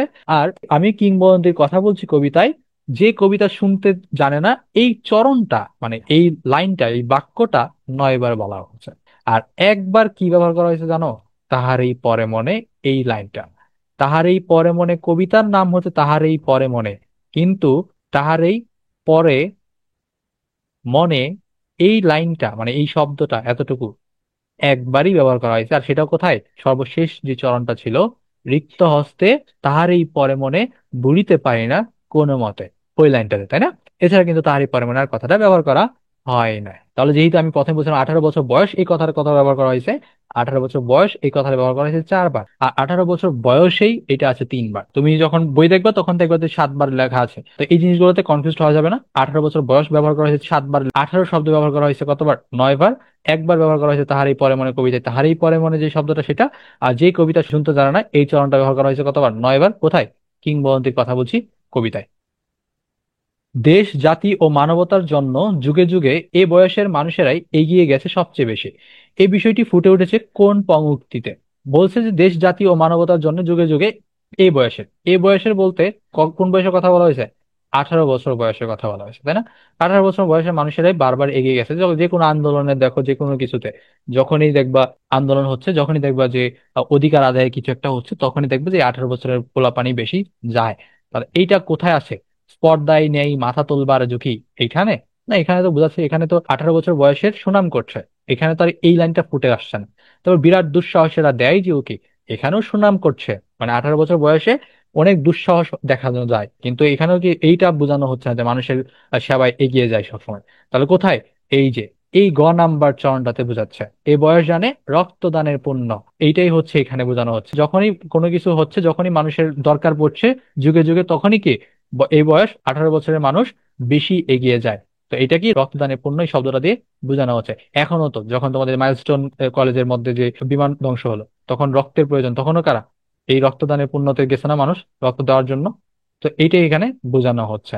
আর এই বয়সে প্রাণ তীব্র আর প্রখর, এখানেও কি বয়সের সুনামি করা হয়েছে, এই বয়সটা আসলে কিরকম বয়সটাকে ব্যাখ্যা করা হয়েছে। কিন্তু এই লাইনটা কথা কোথায় ফুটে উঠেছে, কোন পংক্তিতে? এই বয়স জানে রক্তদানের পুণ্য, এই পংক্তিতে অর্থাৎ এই কবিতার চরণে। কবির মতে 18 বছর বয়স কিসে কালো, একবার এই কথাটা আছে, একটা লাইনের মধ্যে আছে, সেটা কি? দীর্ঘশ্বাসে কালো। দীর্ঘশ্বাসে কালো কখন হয়? তো বেদনায় যখন থরথর করে, তখন সেই বয়সটাকে দীর্ঘশ্বাসে কালো হয়ে যায়। কারণ এই বয়সে অনেক কিছুর মোকাবেলা করতে হয়, তো একের পর এক বিপদ আসতেই থাকে, তো সেই জন্যই তখন তারা কি বেদনায় থরথরে কাঁপে, কালো দীর্ঘশ্বাসে। 18 বছর বয়স কবিতাটি কয় মাত্রার মাত্রাবৃত্ত ছন্দে রচিত দেখছো? আমরা যখন ফেব্রুয়ারি 1969 কবিতাটা পড়ছি, তখন কিন্তু দেখে আসছিলাম যে 18 বছর বয়সটা হচ্ছে কি একটা মাত্রাবৃত্ত, মানে ওইটা কিন্তু আমাদের ছন্দের মধ্যে ছিল না। আর ছন্দের মধ্যে না থাকা মানে কি, সেটা মাত্রাবৃত্ত বলেই তো দিছিলাম। তাই এখানে প্রমাণ পাইছো যে 18 বছর বয়স যে একটা মাত্রাবৃত্ত। এখন কথা হয়েছে মাত্রাবৃত্তর ক্ষেত্রে কয় মাত্রা থাকে, সেটা একটা প্রশ্ন হয়ে থাকে। তো এটা হচ্ছে 6 মাত্রার, 6 মাত্রার ছন্দে রচিত একটা কবিতা। আর এই যে আট, আট দিয়ে মনে রাখবা, 8 মাত্রার ছন্দে রচিত। 8 মাত্রার ছন্দে রচিত কোনটা? প্রতিদান। আরেকটা কবিতা বাকি আছে, সেটা হচ্ছে বিদ্রোহী। তো বিদ্রোহী তো আমাদের ছন্দেও ছিল না, আবার এই ছন্দের বাইরে যে মাত্রাবৃত্ত, এটা তো না। বিদ্রোহী কোন ধরনের ছন্দ? মুক্তক ছন্দ, মানে কোনো নির্দিষ্ট ছন্দ না। এই মুক্তক ছন্দে রচিত হচ্ছে বিদ্রোহী কবিতা। সুকান্ত ভট্টাচার্য দৈনিক স্বাধীনতা পত্রিকার কোন অংশের প্রতিষ্ঠাতা ছিলেন? সুকান্ত ভট্টাচার্যকে একটা শিশু কবি না, মানে কিশোর কবি বলা হয় সুকান্ত ভট্টাচার্যকে, কারণ মাত্র 21 বছর বয়সে কিন্তু তিনি মৃত্যুবরণ করেন। তার যে জন্মসাল সেটা হচ্ছে 1926, 1926, আর মৃত্যুবরণ করে কখন? 1947-এ। তারিখটা মনে রাখো, 13ই মে। আর জন্ম তারিখ হচ্ছে 15ই আগস্ট। যেহেতু সে কিশোর কবি, তো কিশোর সভা অংশ যে অংশটা আছে না, সেই অংশটার প্রতিষ্ঠাতাই হচ্ছেন কে? সুকান্ত ভট্টাচার্য। তিনি শুধু এটা প্রতিষ্ঠাতা না, তিনি মৃত্যুর আগ পর্যন্ত সম্পাদনা করেন। মৃত্যুর আগ পর্যন্ত এই অংশের সম্পাদনা করেন। তাহলে সুকান্ত ভট্টাচার্য দৈনিক স্বাধীনতা পত্রিকার কিশোর সভা অংশের প্রতিষ্ঠাতা এবং মৃত্যুর আগ পর্যন্ত এই অংশটার সম্পাদনা করেন। ফেসিবাদ বিরোধী কাব্যগ্রন্থ আকাল সম্পাদনা করেন কে? এই ফেসিবাদ কবি আমরা দেখে আসছিলাম না, ফেসিবাদ বিরোধী বা ফেসিবাদী কবি কাকে বলা হয়? এই সুকান্ত ভট্টাচার্যকে বলা হয়। তাহলে এই যে ফেসিবাদ বিরোধী কাব্যগ্রন্থ, এই আকালটা সম্পাদনা করেছেন কে? সুকান্ত ভট্টাচার্য। এই আকাল কাব্যগ্রন্থটা যেই সালে নির্ভর করে সম্পাদনা করা হয়, সেই সালের উপর নির্ভর করে আরো একটা গ্রন্থ আছে যেটা রচিত হয়। তা আকাল 1943-এর যে দুর্ভিক্ষ আছে না, সেই দুর্ভিক্ষের উপর নির্ভর করে সম্পাদিত হয়। কে সম্পাদনা করেন? সুকান্ত ভট্টাচার্য। আর এই যে 1943-এর যে মনন্তর, মনন্তর মনন্তর আর দুর্ভিক্ষ দুইটাকে আলাদা শব্দ না, একই শব্দ। 1943-এর দুর্ভিক্ষ যেটা, সেই দুর্ভিক্ষের উপর কবি সুকান্ত ভট্টাচার্য রচনা করেছে কে? আকাল। আর কবি আখতারুজ্জামান ইলিয়াস, চিনো তো? আখতারুজ্জামান ইলিয়াস। এই আখতারুজ্জামান ইলিয়াস কি করেছে? খোয়াবনামা রচনা করেছে। কোনটা? খোয়াবনামা। এটা একটা উপন্যাস। তার দুইটাই উপন্যাস আছে, একটা হচ্ছে খোয়াবনামা, আর একটা কি চিলেকোঠার সেপাই। দুইটা উপন্যাসই লেখে। আর এই খোয়াবনামাটা কি, এই যে 1943-এর যে মন্বন্তরে খোয়াবনামাটা লিখছে কে? আখতারুজ্জামান ইলিয়াস। সুকান্ত ভট্টাচার্যের রচনা কোনটা? খোয়াবনামা, তারপর বৈরী বৃষ্টি, মিঠে করা, কেয়ার কাটা। কেয়ার কাটা কার জানোই তো? কার প্রথম গল্পগ্রন্থ? সুফিয়া কামালের। সুফিয়া কামালের প্রথম গল্পগ্রন্থ হচ্ছে কেয়ার কাটা। আর মাত্রই দেখে আসলাম খোয়াবনামাটাকে লিখছে আখতারুজ্জামান ইলিয়াসের উপন্যাস। আর বৈরী বৃষ্টি কার লেখা? সিকান্দারের লেখা। তাহলে বাকি থাকে কি? মিঠে করা। এই মিঠে করাই হচ্ছে সুকান্ত ভট্টাচার্যের রচনা। শুধুমাত্র মিঠে করা জানলেই হবে না, এই মিঠে করাটা কি ধরনের আহ রচনা সেটা তো জানতে হবে। কাব্যগ্রন্থ নাকি উপন্যাস নাকি কি? মিঠে করা হচ্ছে শিশু কাব্যগ্রন্থ। আর যেহেতু আমাদের কাব্যগ্রন্থ চলে আসছে, তাহলে সব থেকে বড় কাব্যগ্রন্থ মানে বিখ্যাত কাব্যগ্রন্থ হচ্ছে ছাড়পত্র। এ কি এখন পর্যন্ত বিখ্যাত না? এটা হচ্ছে সুকান্ত ভট্টাচার্যের বিখ্যাত কাব্যগ্রন্থ হচ্ছে ছাড়পত্র। এই ছাড়পত্র থেকেই কাকে নেওয়া হয়েছে? 18 বছর বয়স এই কবিতাটা সংকলিত হয়েছে। এছাড়াও আরো অনেক কাব্যগ্রন্থ আছে, যার মধ্যে একটা আছে হরতাল, তারপর অভিযান। এগুলো কি সুকান্ত ভট্টাচার্যের কাব্যগ্রন্থ। আর এই 18 বছর বয়সটা এটা কত সালে ছাড়পত্র থেকে সংকলিত হয়েছিল? কত সালে? 1948। 18 বছর বয়স জানে না কাদা, কবি কোন বৈশিষ্ট্যের কথা ইঙ্গিত করেছে? 18 বছর বয়স, জানে না কাদা। এই শক্তিমত্ততা, দুঃসাহস, কর্মপ্রাণতা, আচ্ছা আত্মপ্রত্যয়, এখানে আসলে কোনটা হবে? অবশ্যই আত্মপ্রত্যয় হবে, যেটা আত্মবিশ্বাস যে শব্দটা ছিল সেই শব্দেরই সমার্থক। আত্মপ্রত্যয় মানে কি? নিজের উপর বিশ্বাস। তার জন্যই কি 18 বছর বয়স কাঁদতে জানে না। 18 বছর বয়স কবিতাটি কত সালে প্রকাশিত হয়? এই যে লেখায় আছে, এখানে আমরা লিখলাম না 1948 সালে। তাহলে এর উত্তর কি হবে? 1948 সালে। কোন কাব্য গ্রন্থ থেকে সংকলিত হয়? ছাড়পত্র। নিচের কোন চরণটি 18 বছর বয়স কবিতায় নেই? এখন তোমাকে কি সব কবিতার চরণ মুখস্থ করতে হবে তারপরে কি এই ধরনের প্রশ্ন পারবা? না। তুমি কবিতাটা একবার দুইবার পড়বা, পড়লেই তুমি নিজেই বুঝতে পারবা যে কোন চরণটা আসলে তোমার কবিতার মধ্যে নেই বা কবিতার মধ্যে ছিল না। 18 বছর বয়স দুর্নিবার, 18 বছর বয়স ভয়ঙ্কর, 18 বছর বয়সে আঘাত আসে, 18 বছর বয়সের নেই ভয়, সবগুলো চরণই মনে হচ্ছে 18 বছর বয়স কবিতায় আছে, কিন্তু আসলে কি তা? একদমই না। একটা না একটা তো উত্তর হবেই। সেটা তুমি বুঝবা কেমনে? যখন তুমি দুই তিনবার কবিতাটা পড়বা, যেটা আমি মাত্রই বললাম। তো এখানে দেখো 18 বছর বয়স দুর্নিবার না, এই কথাটা কিন্তু দুর্নিবার কথাটা নাই। আছে কি? 18 বছর বয়স, এর পরে আছে যে দুর্বার। যে দুর্বার, এই দুর্বার শব্দটা আছে কিন্তু দুর্নিবার তো নাই। তার মানে এই চরণটা কি 18 বছর বয়স কবিতায় আছে? না। সো সঠিক উত্তর কি হবে? ক নাম্বারটা। 18 বছর বয়স যে দুর্বার এটা আছে, কিন্তু 18 বছর বয়স দুর্নিবার এটা কিন্তু 18 বছর বয়স কবিতায় নাই। আমি আজকে যে 80টা প্রশ্ন সমাধান করতেছি এর মধ্যে ওইখান থেকে বেশি হলে 20-25টা প্রশ্ন আমি নিজে তৈরি করছি, আর বাকিগুলা কিন্তু বিভিন্ন বিশ্ববিদ্যালয়ের প্রশ্ন। সো এই যে আমি যে এতক্ষণ তোমাকে যেগুলো বললাম সেগুলো দেখে ভয় পেলে হবে না। কবিতাগুলো তোমাকে ভালো করে পড়তে হবে, দুই তিনবার পড়বা, একদম ঠোঁটস্থ মুখস্থ করার কোনো দরকার নাই। কিন্তু যে লাইনগুলো গুরুত্বপূর্ণ সেই লাইনগুলো তো অবশ্যই মুখস্থ করতে হবে, কারণ লাইন থেকে তো সরাসরি প্রশ্ন আসে। আর এই চরণের ক্ষেত্রে কবিতা দুই তিনবার পড়লেই পারা যায়। এদেশের বুকে 18 আশুক নেমে কোন বৈশিষ্ট্যের কারণে কবি 18 প্রত্যাশা করেছেন? কেন তখন দুঃসাহসেরা উকি দেয়, তারা কোনো কিছু ভয় পায় না, তাদের মাথা কখনো কেউ নত করতে পারে না, তারাই কি বিভিন্ন সমস্যার ক্ষেত্রে, দেশের বিভিন্ন সমস্যার ক্ষেত্রে এগিয়ে যায়, তাই না? এগুলো কি 18 বছর বয়সের মানুষদের গুণের কথা বলা হয়েছে যে এরা আসলে কতটা জরুরি। তার মানে কি ইতিবাচক, এখানে এই শব্দটা কি হবে? ইতিবাচক। ইতিবাচক দিকের জন্য কিন্তু কবি প্রত্যাশা করেছেন, কারণ 18ই পারে যে কোনো কিছু পরিবর্তন হোক, কারণ তাদের বয়সটা, এই বয়সটা কি হয়, বাঁশের ব্যাগে স্টিমারের মতো চলে, দুঃসাহসিক হয়ে থাকে। তাই এইখানে বলা যায় যে ইতিবাচক। এখন এই ইতিবাচক শব্দটা যেহেতু ভালো শব্দ, নেতিবাচক তো এখানে বুঝতে পারছো যেটা খারাপ শব্দ। তো এই শব্দ দিয়ে কিন্তু আরো অনেক প্রশ্ন আসতে পারে।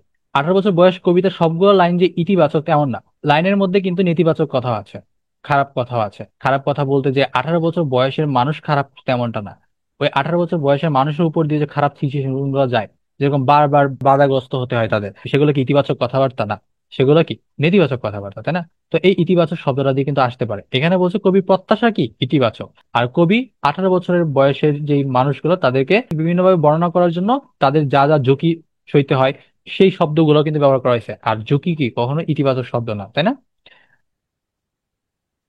তবু 18-র শুনেছি জয়ধ্বনি, পরের চরণটা কি হবে? এরকম লাইন আমরা আগেও পড়ে আসছি। আর পদ্যের ক্ষেত্রে এই ক্যাটাগরির প্রশ্নই বেশি আসে, গদ্যের ক্ষেত্রে তো আর এরকম থাকে না যে এর পরের লাইন কি, কারণ গদ্য তার মুখস্থ করা যাবে না, কিন্তু পদ্যের ক্ষেত্রে কিন্তু আসে। তবু 18-র শুনেছি জয়ধ্বনি, এই লাইনটা পড়লে পরের চরণটা কি হবে তুমি অপশনগুলো পড়লেও বুঝতে পারবা। এ বয়স কাঁপে বেদনায় থরথরে, এইটার আগের চরণটা কি বলতো? ওই যে আগেই বলে আসছিলাম, এ বয়স কালো লক্ষ দীর্ঘশ্বাসে, এ বয়স কাঁপে বেদনায় থর থর। তাহলে এটা তো এখানে হচ্ছে না। তারপর এ বয়স তবু নতুন কিছু তো করে, এ বয়স বাঁচে দুর্যোগে আর ঝড়ে, এ বয়স তাই নেই কোনো সংশয়। এটা হচ্ছে একদম শেষের লাইনের আগের লাইন। শেষের লাইন হচ্ছে এটা, এদেশের বুকে 18 আশুক নেমে, এটাও কি শেষ লাইন। আর এর পূর্বের লাইন হচ্ছে এটা, এ বয়স তাই নেই কোনো সংশয়। আর 18-র শুনেছি জয়ধ্বনি, এ বয়স বাঁচে দুর্যোগে আর ঝড়ে, এটাই হচ্ছে সঠিক উত্তর। কারণ তুমি জয়ধ্বনি শুনেছো, 18-র জয়ধ্বনি শুনেছো, তো কেন শুনেছো? এই যে তবু কথাতে বোঝা যাচ্ছে এটা আছে কখন, এই যে লাইনগুলোর পরে আছে। তুমি অনেক বেদনার সম্মুখীন হচ্ছ, তোমার অনেক কষ্ট পাচ্ছ, অনেক ঝড়ের মধ্য দিয়ে আসছো, আসার পরে একটা লক্ষ্য দীর্ঘশ্বাস দিচ্ছ, বেদনায় থরথর করছো, করার পরেও কি তোমরা হেরে যাচ্ছ? 18 বছর কি হারছে? না, তারা লড়াই করে যাচ্ছে। এই জন্য আমরা কি শুনলাম? 18 বছরের জয়ধ্বনি শুনছি। যেহেতু জয়ধ্বনি শুনছি তার মানে তারা কি করে, তারা বেঁচে আছে, এত কিছুর পরও বেঁচে আছে কিসের মধ্য দিয়ে? দুর্যোগে আর ঝড়ের মধ্য দিয়ে। এভাবে যদি তুমি ব্যাখ্যা করে করে বুঝে বুঝে লাইনগুলো পড়ো, তাহলেই তোমার কাছে সবকিছু কি একদম পানির মতো সহজ মনে হবে। আর এই বয়স তবু নতুন কিছু তো করে, এই লাইনটা কখন? এই যে এইগুলোর পরেই আছে। তোমার জয়ধ্বনি শুনছি, তুমি বেঁচে আছো দুর্যোগের মধ্যে। বেঁচে থাকার পরে কি নতুন কিছু তো করবা, কি করবা? বিপদের মুখে থেমে না গিয়ে কি হয়ে যায়, অগ্রণী হয়। বিপদের মুখে অগ্রণী হয়, অগ্রণী হয়ে কি হয়, কিছু তো করে। তার মানে এই যে অগ্রণীর পরের লাইনটা হচ্ছে এটা। নিচের কোন ঝুলিটা শূন্য থাকে না? কোন ঝুলিটা শূন্য থাকে না বলো তো? এখানে কি সত্যের ঝুলি, মিথ্যের ঝুলি? না, প্রাণ নেওয়া দেওয়ার যে ঝুলিটা, সেটা শূন্য থাকে না। কারণ কি, এই বয়স জানে রক্তদানের পুণ্য। যে কারণে প্রাণ দেওয়া নেওয়ার যে ঝুলিটা, সেটা কখনোই শূন্য থাকে না। এখন আবার ভাই বোনেরা তারা প্রাণ নিয়ে নেয়, প্রাণ নেয় না, নিজের প্রাণটা দিয়ে দেয় অন্যজনকে। 18 বছর কি জানে না? 18 বছর কাঁদতে জানে না, তাই না? এখন এই যে বেদনা, এগুলো কি 18 বছর জানে? জানে। হাসা কি জানে? জানে। নাচা কি জানে? দেখো না টিকটকে কত 18 বছরের মানুষ নাচতেছে। তো এরকম 18 বছর নাচাও জানে, হাসাও জানে, বেদনা তো তার আসতেই আছে। আর জানে না কোনটা? কাদা। 18 বছর বয়স, কবিতার মূল কথা কি? বয়ক্রম, হতাশা, স্বপ্ন, সাহস দেখানোর শক্তি। মূল কথা কি হবে? সাহস দেখানোর শক্তি। কারণ 18 বছর বয়সের মানুষেরাই কি সাহসী হয়ে থাকে, সাহস দেখাতে পারে। এই কবিতার মূল কথাটাই হচ্ছে এটা। কারণ পুরো কবিতাটা পড়লে আমরা এটাই দেখতে পারি যে 18 বছর বয়সের ছেলে মেয়েরা অনেক সাহসী হয়, এবং তারাই কি করে দেশের বিভিন্ন কাজে সবার আগে এগিয়ে যায়। 18 বছর, পদাঘাতে কি ভাঙতে চায়? এই যে এরকম লাইন মুখস্থ করতে হবে। এই প্রশ্নটা প্রায় 3-4টা বিশ্ববিদ্যালয় আসছে, তার মধ্যে ঢাকা বিশ্ববিদ্যালয় আসছে, চট্টগ্রাম বিশ্ববিদ্যালয় আসছে। যে 18 বছর পদাঘাতে কি ভাঙতে চায়? কি ভাঙতে চায়? বাধার পাথর ভাঙতে চায়। এখন এই যে শোষণের শৃঙ্খল, শোষকের মসনদ, এগুলো কি তারা ভাঙতে চায় না? ভাঙতে চায়। কিন্তু এগুলো কি আসলে? এগুলো হচ্ছে পাথর। এই যে মসনদ যেটা, সেটা হচ্ছে কি সিংহাসন। শোষকের যে সিংহাসন, সেই সিংহাসন। 18 বছর বয়স শোষকের সিংহাসনও ভাঙতে চায়, শোষকের অট্টালিকাও ভাঙতে চায়, শোষণের শৃঙ্খলাও ভাঙতে চায়। কিন্তু এই যে এই সবগুলা কি একটা বাধা না? আর সেই বাধার পাথর গুলাই কে ভাঙছে? 18 বছর ভাঙছে। কি দিয়ে ভাঙছে? কি পদাঘাতে ভাঙছে? এখানে বানানটা ভুল আছে। তো পদাঘাতে ভাঙছে মানে পায়ের আঘাতে ভাঙছে। তার এই যে সে ভাঙতেছে জিনিসটা, আর এটা তো হুবহু লাইনের মধ্যে দেওয়া আছে যে 18 বছর বয়স, পদাঘাতে ভাঙতে চাই বাদার পাথর। এই 7টা প্রশ্নের মাধ্যমে আমাদের 18 বছর বয়স কবিতার এমসিকিউ শেষ। এখন এখানে যে 2টা এমসিকিউ দেওয়া আছে, মানে পূল প্রশ্ন আছে, সেই পূল প্রশ্নের উত্তরটা করবা। তো এখানে আমাদের একটা প্রশ্ন রিপিট হয়েছে, সেটা হচ্ছে এটা। একাধারে বাংলা একাডেমি পুরস্কার, 21 পদক, নাসিরুদ্দিন স্বর্ণ পদক অর্জন করেন, নিচের কোন কবি? এটা তো তুমি দেখে আসছো, সুফিয়া কামাল। তাই আমি এটা বাদ দিছি। বাদ দেওয়ার পরও এখন আমি এইখানে নাসিরুদ্দিন স্বর্ণ পদকটাকে বাদ দিয়ে এই জায়গায় আমি বলে দিলাম স্বাধীনতা। কি? স্বাধীনতা পুরস্কার। এখন তুমি এটার উত্তর করবা যে আগেটা তো তুমি দেখেছো নাসিরুদ্দিন স্বর্ণ পদক থাকলে একাধারে এগুলো কে করছিল, সুফিয়া কামাল করছিল, তাই না? এখন যেহেতু নাসিরুদ্দিন স্বর্ণ পদক নাই, আছে স্বাধীনতা পুরস্কার, তাহলে বাকি 3টার মধ্যে সুফিয়া কামাল বাদ দিয়ে বাকি 3টার মধ্যে এইটার সঠিক উত্তর কি হবে, সেটা তোমরা কমেন্ট করে জানাবা। এখন তোমাদের 6 নম্বরের প্রশ্ন হচ্ছে এটা। ওকে, এরপরে আমরা এখন সর্বশেষ কবিতা, আজকের ক্লাসের সর্বশেষ কবিতা, আমি কিংবদন্তির কথা বলছি, এই কবিতার প্রশ্ন আমরা সমাধান করব। কমলের চোখ কোন ধরনের রচনা? এটা কি উপন্যাস, কাব্যগ্রন্থ, নাটক, গল্পগ্রন্থ? এটা হচ্ছে কাব্যগ্রন্থ। লিখেছেন কে? আবু জাফর উবাইদুল্লাহ। আরো কিছু কাব্যগ্রন্থ আছে, যার মধ্যে সাত নরীর হার, এটা অনেক গুরুত্বপূর্ণ কাব্যগ্রন্থ। মানে নামটা শুনতেই সুন্দর লাগে, আর সুন্দর নাম অপশনে দিতেও ভাল লাগে। তো সাত নরীর হার, এটা কার কাব্যগ্রন্থ, কার লেখা? আবু জাফরের লেখা। এছাড়াও আমি কিংবদন্তির কথা বলছি, এটা একটা কাব্যগ্রন্থ। যেহেতু আমি কিংবদন্তির কথা বলছি, একটা কাব্যগ্রন্থ, আর আমি কিংবদন্তির কথা বলছি কাব্যগ্রন্থ থেকে আমি কিংবদন্তি নেওয়া হয়েছে, তার মানে কি আমি কিংবদন্তির কথা বলছি, এই কবিতাটা একটা নাম কবিতা। কোন কাব্যগ্রন্থের? আমি কিংবদন্তির কথা বলছি এই কাব্যগ্রন্থের। আরেকটা আছে সুন্দর নাম, সেটা হচ্ছে বৃষ্টি ও সাহসী পুরুষের জন্য প্রার্থনা। বৃষ্টি ও সাহসী পুরুষের জন্য প্রার্থনা, সাত নরীর হার, কোমলের চোখ, কখনো রং কখনো সুর, এগুলো কি আমি কিংবদন্তির কথা বলছি কবিতার কবি আবু জাফর উবাইদুল্লাহর রচিত বিভিন্ন কাব্যগ্রন্থ। অন্যান্য কবির মতো আবু জাফরও কিন্তু বিএ পাশ করেছে। কোন বিষয়ে? ইংরেজি সাহিত্যে বিএ পাশ করেছে। তো বাংলাদেশ সরকারের কৃষি মন্ত্রী হিসাবে দায়িত্ব পালন করেন কোন কোন? তিনি ইংরেজি সাহিত্যে বিএ এবং এমএ দুইটাই কি, বিএ আবার এমএ দুইটাই পাশ করে। কোন সাহিত্যে? ইংরেজি সাহিত্যে। যেহেতু ইংরেজি সাহিত্যে সে বিএ এবং এমএ পাশ করে, তার মানে বুঝতেই পারছো যে বাংলা সাহিত্যের পাশাপাশি ইংরেজি ভাষায়ও তার অনেক ধরনের গ্রন্থ আছে, তাই না? তো এটা করার পর সে সিভিল সার্ভিসে যায়। মানে এমএ পাশ করার পর সিভিল সার্ভিস তো বুঝে যে, মানে বিসিএস। তো সিভিল সার্ভিসে যায়, যাওয়ার পরে সে কৃষি মন্ত্রী হিসেবে দায়িত্ব পালন করেন। তাহলে উত্তর কি হবে? আবু জাফর ওবায়দুল্লাহ। শুধু কৃষি মন্ত্রী না, কৃষি মন্ত্রী এবং পানি সম্পদ মন্ত্রী হিসেবে দায়িত্ব পালন করেন। এরপর 1984 সালে, কত সালে? 1984 সালে বাংলাদেশের রাষ্ট্রদূত হিসেবেও দায়িত্ব পালন করে। এখানে আমরা দুইটা জিনিস শিখলাম না, কৃষিমন্ত্রী এবং পানি সম্পদ দুই জিনিস। তাহলে এই যে 1984 সালের 2 বছর আগে কিন্তু সে এই কাজটা করছে, তাহলে কখন বলতে পারো? 1982-তে। তো 1982-তে সে দায়িত্ব পালন করে। আর এমনিতে তুমি জানো যে বিসিএস এর 2 বছর 3 বছর পরে পরে বিভিন্ন ক্যাডারের প্রমোশন হয়। তো এটা কিন্তু একদম পুরো ইউনিক একটা প্রশ্ন, অন্য কোনো কবির ক্ষেত্রে কিন্তু এই ধরনের কথা নাই। যেহেতু ওনার ক্ষেত্রে আছে, তো এই 3টা প্রশ্ন কিন্তু খুব ভালো করে মনে রাখবা। বলতে পারে যে রাষ্ট্রদূত হিসেবে দায়িত্ব পালন করেছেন কোন কবি? হম উত্তর কি হবে? আবু জাফর ওবায়দুল্লাহ। কবির পূর্বপুরুষের দেহে কোথায় রক্ত জমার মতো ক্ষত ছিল? বুকে, গলায়, পিঠে, পায়ে? কোথায়? পিঠে ছিল।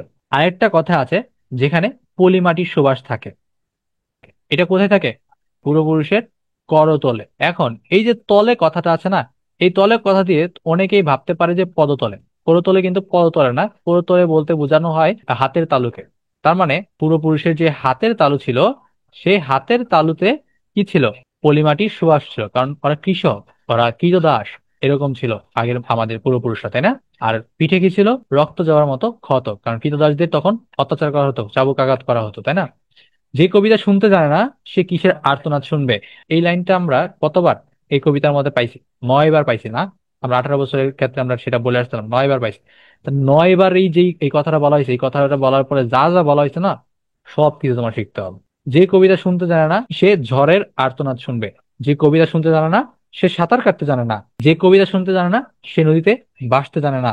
যে কবিতা শুনতে জানে না, সে মায়ের কোলে শুয়ে গল্প শুনতে জানে না। কথাগুলো কিন্তু খুবই সুন্দর, আর এই কথাগুলো বারবার ব্যবহার করে কিন্তু সেই কবিতাটাকে আরো সুন্দর করে ফেলছে। এটাও কিন্তু আসে, একই কথা একটা কবিতায় বারবার ব্যবহার করে সেই কবিতাটাকে শ্রুতি মধুর বা সুন্দর করে তোলা হয়েছে। কবিতার নাম কি? আমি কিংবদন্তির কথা বলছি। প্রবাহমান নদী কাকে পুরস্কৃত করবে? এখানে যে 4টা কথা আছে না, এই 4টা কথাই গুরুত্বপূর্ণ। প্রবাহমান নদীর কথা কিন্তু বলেছে কে? কবির মা বলেছে। প্রবাহমান নদী পুরস্কৃত করবে কাকে? যেহেতু নদীর কথা বলা হয়েছে, তুমি অপশনগুলো পড়লে বুঝতে পারবা। গভীর পরিচর্যা করে যে, যে কর্ষণ করে, যে লৌহ, এই বানানটা ভুল, লৌহ খণ্ডকে প্রজ্বলিত করে, যে মৎস্য লালন করে। উত্তর কি হবে? যে মৎস্য লালন করে, কারণ নদী, তো নদীতে পানি আছে, পানির ক্ষেত্রে কি মৎস্য। তাহলে যে মৎস্য লালন করে তাকে পুরস্কৃত করবে কে? প্রবাহমান নদী। তাহলে বাকি যে 3টা অপশন আছে, সেই 3টা অপশন কি করবে? যে গভীর পরিচর্যা করে, পরিচর্যা মানে পরিষ্কার পরিচ্ছন্ন থাকে, এটা আসলে রাখে কে? আমাদের জননী মাতাই তো আমাদেরকে পরিষ্কার পরিচ্ছন্ন রাখে, তাই না? তাহলে তখন তাকে কি করে? জননীর আশীর্বাদ। কার আশীর্বাদ? জননীর আশীর্বাদ তাকে দীর্ঘায়ু করবে। আর কে কর্ষণ করে? কর্ষণ করা মানে চাষ করা। তার মানে যে কর্ষণ করে তাকে শস্যের সম্ভার সমৃদ্ধ করবে। তার মানে যে কর্ষণ করে শস্যের সম্ভার তাকে সমৃদ্ধ করবে। আর যে লৌহখণ্ডকে প্রজ্বলিত করে তাকে কি করবে? তাকে ইস্পাতের তরবারি তাকে সহস্র করবে। তো এইখানে লৌহখণ্ডকে প্রজ্বলিত করা মানে কিন্তু আবার লোহাকে তাপ দেওয়া না, এটাও কিন্তু মাথায় রাখতে হবে। আমি কিংবদন্তির কথা বলছি কবিতায়, কবি কার মৃত্যুর কথা বলেছেন? কবি 4-5 জনের কথা বলছেন। মায়ের কথা বলছেন, বোনের কথা বলছেন, পূর্বপুরুষের কথা বলছেন, ভাইয়ের কথা বলছেন। আর একজনকে কথাগুলো বলেছেন, সেটা কারা? সেটা হচ্ছে এই যে দীর্ঘদেহী আমরা, দীর্ঘদেহী পুত্রগণ আমাদেরকে সেই কথাগুলা বলেছেন। যাই হোক, তিনি মৃত্যুর কথা বলেছে বোনের। কার মৃত্যুর কথা? বোনের মৃত্যুর কথা বলেছেন। কবির বোন কি ছিল? গর্ভবতী ছিল। আমি আমার গর্ভবতী বোনের মৃত্যুর কথা বলছি। ভাইয়ের কথা কি কবি বলছে? ভাইয়ের কথা বলছে। ভাইয়ের কি কথা বলেছে সে? যুদ্ধের কথা বলেছেন। আর পূর্বপুরুষের তো অনেক কথাই তিনি বলেছেন, তাই না? যে কবিতা শুনতে জানে না, সে আজন্ম ক্রীতদাস থেকে যাবে। এই কবিতাংশে কবিতা শব্দটি কিসের প্রতীক হিসেবে ব্যবহৃত হয়েছে? দেখো, যে কবিতা শুনতে জানে না সে আজন্ম ক্রীতদাস থাকবে, এই কথাটা ব্যবহৃত হয়েছে মূলত এখানে মুক্তির আহ্বান হিসেবে। এখন মুক্তির আহ্বান হিসেবে কেন আমি বললাম? কারণ ক্রীতদাস কি? কেনা দাস। তাকে যতদিন পর্যন্ত তার মালিক মুক্ত করবে না, সে কখনো কি সে মুক্ত হবে? না। তাহলে যে কবিতা শুনতে জানবে, সে তার ক্রীতদাস থাকবে না। এখানে বলছে কি, যে কবিতা শুনতে জানে না সে সে আজন্ম ক্রীতদাস হয়ে থাকবে। আর এই কবিতাটা এখানে কিসের প্রতীক হিসেবে ব্যবহৃত হয়েছে? মুক্তির আহ্বান। আর এই যে ঐতিহ্য কথা যেটা আছে না, এই ঐতিহ্যের প্রতীক বা ঐতিহ্যের প্রতীক হয়ে আছে কিংবদন্তি কথাটা। তাহলে প্রশ্ন যদি থাকে যে ঐতিহ্যের প্রতীক কোনটা, তাহলে হবে কি কিংবদন্তি। বা আমি কিংবদন্তির কথা বলছি, এই কবিতায় ঐতিহ্যের প্রতীক কোনটা, বা কিংবদন্তি কিসের প্রতীক? উত্তর কি হবে? ঐতিহ্যের প্রতীক। জিহবাই উচ্চারিত প্রতিটি ড্যাশ কবিতা কি হবে? শব্দমালা, সত্য, সত্য শব্দ, শব্দরাশি। এই লাইনটা কবিতায় 2বার ব্যবহৃত হয়েছে। আর 2 জায়গায় 2টা কথা আছে। একটা হচ্ছে মুক্ত শব্দ, মুক্ত শব্দ। আরেকটা হচ্ছে সত্য শব্দ। তার মানে জিহ্বায় উচ্চারিত প্রতিটি মুক্ত শব্দও কবিতা, প্রতিটি সত্য শব্দও কবিতা। এই সত্য শব্দটা ব্যবহৃত হয়েছে একদম কবিতার শুরুতে, আর মুক্ত শব্দটা ব্যবহৃত হয়েছে একদম কবিতার শেষে। এছাড়া আর একটা লাইন আছে, সেটা কি? সেটা হচ্ছে কর্ষিত জমির প্রতিটি শস্যদানা কবিতা। আমি কিংবদন্তির কথা বলছি কবিতায়, যে কবিতা শুনতে জানে না। বাক্যটি কতবার ব্যবহৃত হয়েছে বলে আসলাম না? কতবার? 9 বার ব্যবহৃত হয়েছে, তাই না? কিংবদন্তি শব্দটির অর্থ কি? খ্যাতি, ইতিহাস, জনশ্রুতি, কিং কর্তব্য বিমূঢ়, কোনটা হবে? জনশ্রুতি। কারণ কিংবদন্তি কবিতার মধ্যে কবি যে বলতেছে, আমি আমার পূর্বপুরুষের কথা বলছি, আমি আমার মায়ের কথা বলছি, আমি আমার ভাইয়ের কথা বলছি, আমি আমার গর্ভবতী বোনের মৃত্যুর কথা বলছি, সে সবকিছু বলতেছে, তার মানে সে এগুলো কি শুনছে? তো এইখানে কি কিংবদন্তির কথা বলছি না? কিংবদন্তির পরিবর্তে কে কে আসছে এখানে? পূর্বপুরুষ আসছে, কিংবদন্তির পরিবর্তে ওইখানে মায়ের নাম আসছে, বোনের নাম আসছে, তাই না? তাহলে এই যে কিংবদন্তির কথাটা, সেটা কি অর্থ? অর্থটা হচ্ছে জনশ্রুতি। এই শব্দার্থটা কিন্তু খুবই গুরুত্বপূর্ণ একটা শব্দার্থ। কবি আবু জাফর কাদের বলেছেন? পূর্বপুরুষদের বলেছেন না, তিনি পূর্বপুরুষদের কথা বলেছেন, ভাইয়ের কথা বলেছেন, জননীর কথা বলেছেন, কিন্তু তিনি কাদের বলেছেন? পুত্রগণকে বলেছেন। কি বলেছিল? দীর্ঘদেহ পুত্রগণ, আমি তোমাদের বলছি। কে বলছে? কবি বলছেন। পূর্বপুরুষ অরণ্য ও কিসের কথা বলতেন? কবিতার শুরুর দিকে আছে অরণ্য ও পাহাড়ি পথ, ঝর্ণা, হিংস্র জন্তু, নাকি সাপত। এখানেই পোলাপান ভুল করবে, এটার উত্তরটা হচ্ছে সাপত। কিন্তু অনেকেই হিংস্র জন্তু দাগাবে, কারণ সাপদের অর্থ কি? সাপত শব্দের অর্থ হচ্ছে হিংস্র মাংসাশী জীব জন্তু, তাই না? তো এখানে যে আমি আগে যেটা বলছিলাম, সেই লজিকটাই খাটাতে হবে। বসন্তের মধ্যে ফাল্গুন আছে, ফাল্গুনের মধ্যে কিন্তু বসন্ত না। সেম ভাবে সাপত শব্দের অর্থ হচ্ছে হিংস্র জন্তু বা হিংস্র মাংসাশী জন্তু। তাহলে সাপত শব্দের মধ্যে হিংস্র জন্তু আছে, হিংস্র জন্তুর মধ্যে কিন্তু আবার সাপত না। তাহলে এখানে উত্তর কি হবে? পূর্বপুরুষ অরণ্য ও সাপদের কথা বলতেন। কোনটি ভালোবাসার সুখণ্ড সঙ্গীত কবিতা? কোনটা? মা, শিল্পী, আগন্তুক, নাকি সুপুরুষ? উত্তরটা হচ্ছে সুপুরুষ। সুপুরুষ ভালোবাসার সুকণ্ঠ সঙ্গীত কবিতা। এখানে আরেকটা লাইন তোমাকে শিখতে হবে। যদি তোমাকে বলা হয় ড্যাশ, তারপর বললাম সুন্দরের অনিবার্য অভ্যুত্থান কবিতা, তাহলে এইখানে কি হবে? কোনটি সুন্দরের অনিবার্য অভ্যুত্থান কবিতা? উত্তর হবে সশস্ত্র। সশস্ত্র হচ্ছে সুন্দরের অনিবার্য অভ্যুত্থান কবিতা। কে প্রবাহমান নদীর কথা বলেছেন? এটাও কিছুক্ষণ আগে বলে আসছি। কে বলেছেন? কবির মা বলেছেন। আর এটা কিন্তু একবারই আছে, প্রবাহমান নদীর কথাটা 2বার আছে। তো এখানে কনফিউজ হওয়া যাবে না যখন আবার বলে যে প্রবাহমান নদী, যারা মৎস্য চাষ করে তাদেরকে কি করে? পুরস্কৃত করে, তাই না? তো সেখানে কিন্তু বলা হয় না যে কে বলছেন। কিন্তু আমি আমার মায়ের কথা বলছি, তিনি বলতেন প্রবাহমান নদী কি? যে সাঁতার জানে না তাকেও ভাসিয়ে রাখে। এখানে আরেকটা প্রশ্ন চলে আসলো, তাহলে যারা সাঁতার জানে না তাদের কে ভাসিয়ে রাখতে পারে? প্রবাহমান নদী ভাসিয়ে রাখতে পারে। আমি কিংবদন্তির কথা বলছি কবিতায়, কবির মতে যুদ্ধ কিসের পূর্ব শর্ত? যুদ্ধ হচ্ছে মুক্তির পূর্ব শর্ত। যদি তুমি যুদ্ধ না করো তাহলে মুক্তি তোমার মিলবে না। তো মুক্তির পূর্ব শর্ত কোনটা? মুক্তির পূর্ব শর্ত হচ্ছে যুদ্ধ। যে কবিতা শুনতে জানে না সে ভালোবেসে কোথায় যেতে পারে না? কোথায়? যুদ্ধে। যদি বলতো যে কবিতা শুনতে জানে না সে ভালোবেসে যুদ্ধে যেতে পারে না, কে বলেছে? কবির ভাই বলেছে। অরণ্য ও শাপদ কিসের প্রতীক? তুমি তো জানো এটা কিসের প্রতীক হতে পারে। কারণ অরণ্য শাপদের কথা পূর্বপুরুষেরা কেন বলেছে? বাধা বিপত্তির কথা বলতো, তাই না? তো এটা কি? বিপদের প্রতীক। কারণ শাপদ হচ্ছে হিংস্র জন্তু, মাংসাশী জন্তু। আর হিংস্র জন্তু কি মানুষের বিপদ না? বিপদ। অরণ্য মানে কি? বন, বন জঙ্গল। এই হিংস্র জন্তুগুলো কোথায় থাকে? বন জঙ্গলই তো থাকে। আর এগুলো কিসের প্রতীক? বিপদের প্রতীক। কবি বাংলা সাহিত্যে অবদানের জন্য প্রথম কোন পুরস্কার লাভ করেন? প্রথম বলছে, হ্যাঁ। বাংলা সাহিত্যে অবদানের জন্য প্রথম পুরস্কার লাভ করেছে 21শে পদক। তিনি বাংলা একাডেমি পুরস্কার পাইছে, কিন্তু সেটা পরবর্তীতে। আর প্রথম তিনি কোনটা পাইছিল? 21শে পদক পাইছে। 21শে পদক বাংলা একাডেমি আর কোন কোন কবি পাইছে? নোবেল কে পাইছে? এগুলো তোমরা একটু কমেন্ট করে জানিয়ে দেবা, কারণ এগুলো আমরা ইতিমধ্যেই পড়ে ফেলছি, 2টা ক্লাসের মধ্যে কিন্তু আমরা এগুলো শেষ করে ফেলছি, তাই না? কিসের সবকিছু সূচি হয়ে যায়? সূচি মানে হচ্ছে পবিত্র। তোমরা ব্যবহার করো না সেই সূচু, আমরা যে বলতাম যে ছোটবেলায় সূচু করিয়া দাও, সেই সূচুর এখানে এই সূচি। সূচু মানে কি? ধৌত করা। ধৌত করলে কি হয়? পবিত্র হয় না? পাক পবিত্র হওয়া। এই সূচি অর্থ কি? পাক পবিত্র। তাহলে কিসে সবকিছু পাক পবিত্র হয়ে যায়?